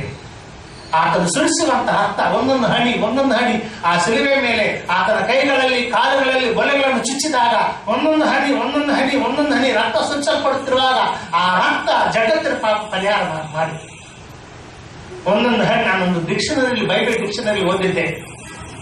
ಆ ಯೇಸು ಕ್ರಿಸ್ತನ ಕಲವರಿ ಶಿಲುವೆ ಮೇಲೆ ಪ್ರಾಣ ಕೊಡುತ್ತಿರುವಾಗ ರಕ್ತ ಒಂದೊಂದು ಹನಿ ಕೆಳಗಡೆ ಬೀಳುತ್ತಿರುವಾಗ ಈ ಜಗತ್ತಿನಲ್ಲಿದ್ದಂತ ಯಾವ ಮನುಷ್ಯರು ಗೊತ್ತಿಲ್ಲ ಪಾಪ ಪರಿಹಾರ ಆಗ್ತಾ ಇತ್ತಂತ ಬರೆಯಲ್ಪಟ್ಟಿದೆ. ಒಂದು ಹನಿ ಭೂಮಿ ಮೇಲೆ ಬಿದ್ದಾಗ ಜಗತ್ತಿನ ಪಾಪ ಪರಿಹಾರ ಆಗ್ತಾ ಇತ್ತ ಅಂತ ಹೇಳಿ ಒಂದು ಬೈಬಲ್ ಡಿಕ್ಷನರಿಯಲ್ಲಿ ನಾನು ಓದಿದ್ದೆ. ಆದ್ದರಿಂದ ಕ್ರೈಸ್ತ ಪ್ರಿಯರೇ, ಯೇಸು ಸ್ವಾಮಿ ಕಲವರಿ ಶಿಲುವೆ ಮೇಲೆ ಸುರಿಸುವಂತ ರಕ್ತದಿಂದ ಜಗತ್ತಿನ ಪಾಪ ಪರಿಹಾರ ಆಗಿದೆ. ಆ ರಕ್ತವನ್ನ ತಂದೆಯಾದ ದೇವರಿಗೆ ಒಂದು ದಂಡವಾಗಿ ಸಲ್ಲಿಸಿದ್ದಾನೆ, ವಿಮೋಚನ ಪ್ರಯೋಜನವಾಗಿ ಸಲ್ಲಿಸಿದ್ದಾನೆ. ಆತನ ಮರಣದಿಂದ, ಆತನ ರಕ್ತದಿಂದ ಜಗತ್ತಿನ ಪಾಪ ಪರಿಹಾರ ಆಗ್ತೈತಿ. ಆದ್ದರಿಂದ ಯಾರು ಯೇಸು ಕ್ರಿಸ್ತನ ಮೇಲೆ ನಂಬಿಕೆ ಇಡ್ತಾರೋ ಅವರಿಗೆ ಪಾಪ ಪರಿಹಾರ ಆಗ್ತದೆ. ಆಟೋಮೆಟಿಕ್ ಆಗ್ತದೆ, ನಾವೇನು ಮಾಡುವ ಅವಶ್ಯಕತೆ ಇಲ್ಲ. ಆ ನಂಬಿಕೆಯಿಂದ ಆಗ್ತದೆ. ಯೇಸು ಕ್ರಿಸ್ತನ ಮೇಲೆ ಇಟ್ಟಂತ ಆ ನಂಬಿಕೆಯಿಂದ ನಮಗೆ ಪಾಪ ಪರಿಹಾರ ಆಗ್ತದೆ. ಯಾರ ಪಾಪಗಳು ಪರಿಹಾರವಾಗುತ್ತವೋ ಅವರನ್ನ ದೇವರು ನೀತಿವಂತರ ಲೆಕ್ಕದಲ್ಲಿ ಹಾಕ್ತಾರೆ. ಮನುಷ್ಯರು ನಮಗೆ ನೀತಿವಂತರ ಅಂತ ಕರೆಯುವುದಿಲ್ಲ, ದೇವರು ಕರೀತಾರೆ. ಯೇಸು ಕ್ರಿಸ್ತ ಮೇಲೆ ನಂಬಿಕೆ ಇಟ್ಟಿದ್ದವರನ್ನ ನೀತಿವಂತರು ಅಂತ ಒಂದು ದೇವರು ನಮಗೆ ಒಂದು ಬಿರುದು ಕೊಟ್ಟು ಬಿಟ್ಟಾಗ್ತದೆ. ಆದ್ದರಿಂದ ನಮಗೆ ಪರಲೋಕ ರಾಜ್ಯಕ್ಕೆ ಸ್ಥಳ ಸಿಗ್ತದೆ, ಪರಲೋಕ ರಾಜ್ಯಕ್ಕೆ ಬಾಧ್ಯಸ್ಥರಾಗ್ತೇವೆ, ಪರಲೋಕ ರಾಜ್ಯಕ್ಕೆ ನಾವು ಯೋಗ್ಯರಾಗ್ತೇವೆ. ಅದು ದಾವೀದನು ಹೇಳಿ, ಯಾರ ಪಾಪಗಳು ಪರಿಹಾರವಾಗಿದ್ದಾವೋ ಅವರು ಧನ್ಯರು, ಯಾರ ಅಪರಾಧಗಳು ಕ್ಷಮಿಸಲ್ಪಟ್ಟಿದ್ದಾವೋ ಅವರು ಧನ್ಯರಂತ ಹೇಳಿ ಈ ದಾವೀದನು ಬರುತ್ತಾರೆ. ಅದಕ್ಕಾಗಿ ಈ ಮಧ್ಯಾಹ್ನದ ವೇಳೆ ಪ್ರೇರೆ ನಾವು ನಿಜವಾಗಿ ಇಷ್ಟೋ ಭಾಗ್ಯವಂತ, ನಮ್ಮ ಪಾಪಗಳು ಪರಿಹಾರವಾಗ್ತವೆ. ಯಾಕಂದ್ರೆ ಯೇಸು ಕ್ರಿಸ್ತನ ಮೇಲೆ ನಂಬಿಕೆ ಇಟ್ಟಿದ್ದೇವೆ. ನೀವು ನಾನು ಕೇಳ್ಬೋದು, ಏನ್ರಿ ಮತ್ತು ನಿಜವಾಗಿ ನಾನು ಕೂಡ ಜನ್ಮದಿಂದ ಇಷ್ಟು ತಪ್ಪುಗಳನ್ನು ಮಾಡಿದ್ದೇನೆ, ಎಷ್ಟು ಅಪರಾಧಗಳು ಮಾಡಿದ್ದೇನೆ, ಜನರಿಗೆ ಗೊತ್ತಿಲ್ಲದಿದ್ದರೂ ನನ್ನ ಅಂತರಾತ್ಮ ಹೇಳುತ್ತದೆ ಮತ್ತು ಅವೆಲ್ಲ ಕ್ಷಮಿಸಲ್ಪಟ್ಟಿದ್ದಾವ ಅಂತ ನೀವು ನಾನು ಕೇಳ್ಬೋದು ಪ್ರಿಯರೇ. ಯೇಸು ಕ್ರಿಸ್ತನ ಮೇಲೆ ಯಾವ ಗಳಿಗೆಯಲ್ಲಿ ನಾವು ನಂಬಿಕೆ ಇಟ್ಟಿದ್ದೆವು ಅದೇ ಗಳಿಗೆಯಲ್ಲಿ ನಮ್ಮೆಲ್ಲ ಅಪರಾಧಗಳು, ನಮ್ಮ ಅಂತರಾತ್ಮದಲ್ಲಿದ್ದಂತ ಎಲ್ಲ ನೆನಪುಗಳೆಲ್ಲ ಕ್ಷಮಿಸಲ್ಪಡ್ತಾವೆ, ಪಾಪಗಳೆಲ್ಲ ಕ್ಷಮಿಸಲ್ಪಡ್ತಾವೆ. ಆ ರಕ್ತ ಸಲ್ಲಿಸಿದ್ದು 2000 ವರ್ಷಗಳ ಹಿಂದೆ. ಯೇಸು ಸ್ವಾಮಿ ತನ್ನ ರಕ್ತವನ್ನ ಆ ತಂದೆಯಾದ ದೇವರಿಗೆ ಸಮರ್ಪಣೆ ಮಾಡಿದ್ದು 2000 ವರ್ಷಗಳ ಹಿಂದೆ. ಈ ಜಗತ್ತಿನ ಪಾಪಕ್ಕಾಗಿ ಆತನ ಕ್ರಯವನ್ನು ಕೊಟ್ಟಿದ್ದು 2000 ವರ್ಷಗಳ ಹಿಂದೆ. ಆದ್ರೆ ನಮ್ಮ ಅಂತರಾತ್ಮ ತೊರೆಯಲ್ಪಡೋದು ನಂಬಿದಾಗ, ನಮ್ಮ ಮನಸ್ಸಾಕ್ಷಿ ತೊರೆಯಲ್ಪಡೋದು ನಾವು ಯಾವ ಗಳಿಗೆ ನಂಬುತ್ತೇವೆ. ಅಂದ್ರೆ ದೇವಕುಮಾರನು ಮನುಷ್ಯನ ಕುಮಾರನಾಗಿ ಬಂದಿದ್ದಾನೆ, ಕಲವರಿ ಶಿಲುವೆ ಮೇಲೆ ರಕ್ತ ಸುರಿಸಿದ್ದಾನೆ, ಪ್ರಾಣ ಕೊಟ್ಟಿದ್ದಾನೆ, ನನ್ನ ಪಾಪ ಪರಿಹಾರಕ್ಕಾಗಿ ಆತನು ತನ್ನ ಪ್ರಾಣವನ್ನು ಕೊಟ್ಟು ತಿರುಗಿ ಎದ್ದು ಬಂದಿದ್ದಾನೆ ಅಂತ ಯಾವಾಗ ನಂಬುತ್ತೇವೋ ಆ ಗಳಿಗೆಯಲ್ಲಿ ನಮ್ಮ ಅಂತರಾತ್ಮ, ನಮ್ಮ ಮನಸ್ಸಾಕ್ಷಿ ತೊರೆಯಲ್ಪಡ್ತದೆ. ಆ ಗಳಿಗೆಯಲ್ಲಿ ನಮಗೆ ಈ ಅಂತರಾತ್ಮದಲ್ಲಿ ಪಾಪ ಪರಿಹಾರ ಆಗ್ತದೆ. ಆದ್ದರಿಂದ ಕ್ರಿಸ್ತನ ಪ್ರಿಯರೇ, ಎಲ್ಲರ ಪಾಪಗಳು ಪರಿಹಾರ ಆಗುವುದಿಲ್ಲ. ಯೇಸು ಕ್ರಿಸ್ತನ ರಕ್ತ ಸುರಿಸಿದ್ದು ಎಲ್ಲರಿಗೋಸ್ಕರ, ಪ್ರಾಣ ಕೊಟ್ಟಿದ್ದು ಎಲ್ಲರಿಗೋಸ್ಕರ, ಇಡೀ ಜಗತ್ತಿನ ಪಾಪ ಪರಿಹಾರಕ್ಕಾಗಿ ತಾನು ಕಾರ್ಯ ನಡೆಸಿದ್ದಾನೆ ಶಿಲುವೆ ಮೇಲೆ. ಆದ್ರೆ ಪಾಪ ಪರಿಹಾರ ಆಗುವುದು ಮಾತ್ರ ನಂಬಿದ್ದವರಿಗಷ್ಟೇ. ಅದಕ್ಕೆ ಬೈಬಲ್ ಹೇಳುದು, ಯಾರು ಯೇಸು ಕ್ರಿಸ್ತನ ಮೇಲೆ ನಂಬಿಕೆ ಇಡ್ತಾರೋ ಅವರಿಗೆ ಮಾತ್ರ ಪಾಪ ಪರಿಹಾರ. ಹಾಗಾದ್ರೆ ಕ್ರಿಸ್ತನಿಗೆ ಡೌಟೇ ಇಲ್ಲ, ನಮ್ಮೆಲ್ಲರ ಪಾಪಗಳು ಪರಿಹಾರ ಮಾಡ್ತಾರೆ. ಯಾರ್ಯಾರು ಈ ಜಗತ್ತಿನಲ್ಲಿ ಯೇಸು ಕ್ರಿಸ್ತನ ಮೇಲೆ ನಂಬಿಕೆ ಇಟ್ಟಿದ್ದಾರೋ ಅವರೆಲ್ಲರ ಪಾಪಗಳು ಪರಿಹಾರವಾಗ್ತಾರೆ. ಅವ್ರ ನರಕಕ್ಕೆ ಎಷ್ಟು ಮಾತ್ರ ಹೋಗುದಿಲ್ಲ. ನಾವು ಮಾಡಿದಂತ ಪುಣ್ಯ ಕಾರ್ಯಗಳಿಂದಲ್ಲ, ನಾವು ಮಾಡಿದಂತ ಧರ್ಮ ಕಾರ್ಯಗಳಿಂದಲ್ಲ, ಯೇಸು ಕ್ರಿಸ್ತನ ಕಲವರಿ ಶಿಲುವೆ ಮೇಲೆ ಪ್ರಾಣ ಕೊಟ್ಟಿದ್ದರಿಂದ, ರಕ್ತ ಸುರಿಸಿದ್ರಿಂದ ಆ ಕಾರಣದಿಂದ ನಮ್ಮ ಪಾಪಗಳು ಪರಿಹಾರವಾಗ್ತವೆ. ಆ ಕಾರಣದಿಂದ ನಾವು ನೀತಿವಂತರಾಗಿ ನಿರ್ಣಯಿಸಲ್ಪಟ್ಟಿದ್ದೇವೆ. ನಮ್ಮ ಪಾಪಗಳು ಪರಿಹಾರವಾಗಿದ್ದರಿಂದ ನಾವು ಸ್ವರ್ಗಲೋಕಕ್ಕೆ ಬಾಧ್ಯಸ್ಥರಾಗಿದ್ದೇವೆ. ಆದ್ದರಿಂದ ಪ್ರಿಯರೇ, ಹೆದರಿಕೊಳ್ಳುವಂತ ಅವಶ್ಯಕತೆ ಇಲ್ಲ. ಈ ಭೂಲೋಕದಲ್ಲಿ ನಮ್ಮ ಉಳಿದಿರುವಂತಹ ಈ ಜೀವನ ಭಕ್ತಿಯಿಂದ ನಾವು ನಡೆಯುವ ಪ್ರಿಯರೇ, ವಾರ ವಾರ ಆತನನ್ನ ಆರಾಧಿಸೋಣ. ಮಧ್ಯ ದಿನಗಳಲ್ಲಿ ಕೂಡ ಪ್ರಾರ್ಥನಾ ಪತ್ರಗಳಿದ್ದಾಗ ಬಂದು ದೇವರ ವಾಕ್ಯವನ್ನು ಕೇಳಿಸಿಕೊಳ್ಳೋಣ. ದೇವರ ವಾಕ್ಯದಲ್ಲಿ ನಮ್ಗೆ ಎಷ್ಟು ಆಧ್ಯಾತ್ಮಿಕವಾದಂತಹ ಬಲ ಸಿಗ್ತದೆ, ಆಧ್ಯಾತ್ಮಿಕವಾಗಿ ನಾವು ಬೆಳೆಯುತ್ತೇವೆ. ಆದ್ರಿಂದ ತಪ್ಪಿಸಬೇಡ, ಯಾವುದೇ ಪ್ರಾರ್ಥನಾ ಪತ್ರವನ್ನ ತಪ್ಪಿಸಬೇಡ. ರೆಗ್ಯುಲರ್ ಆಗಿ ಬಂದು ದೇವರ ವಾಕ್ಯಗಳನ್ನು ಕೇಳಿಸಿಕೊಂಡು ಆಧ್ಯಾತ್ಮಿಕವಾಗಿ ಸಲಹೆ. ಆ ರೀತಿ ಮಾಡಲಿಕ್ಕೆ ದೇವರು ನಮಗೆಲ್ಲರಿಗೂ ತನ್ನ ಕೃಪೆಯನ್ನು ಪ್ರಸಾದಿಸಲಿ. ದೇವರ ವಾಕ್ಯಗಳನ್ನು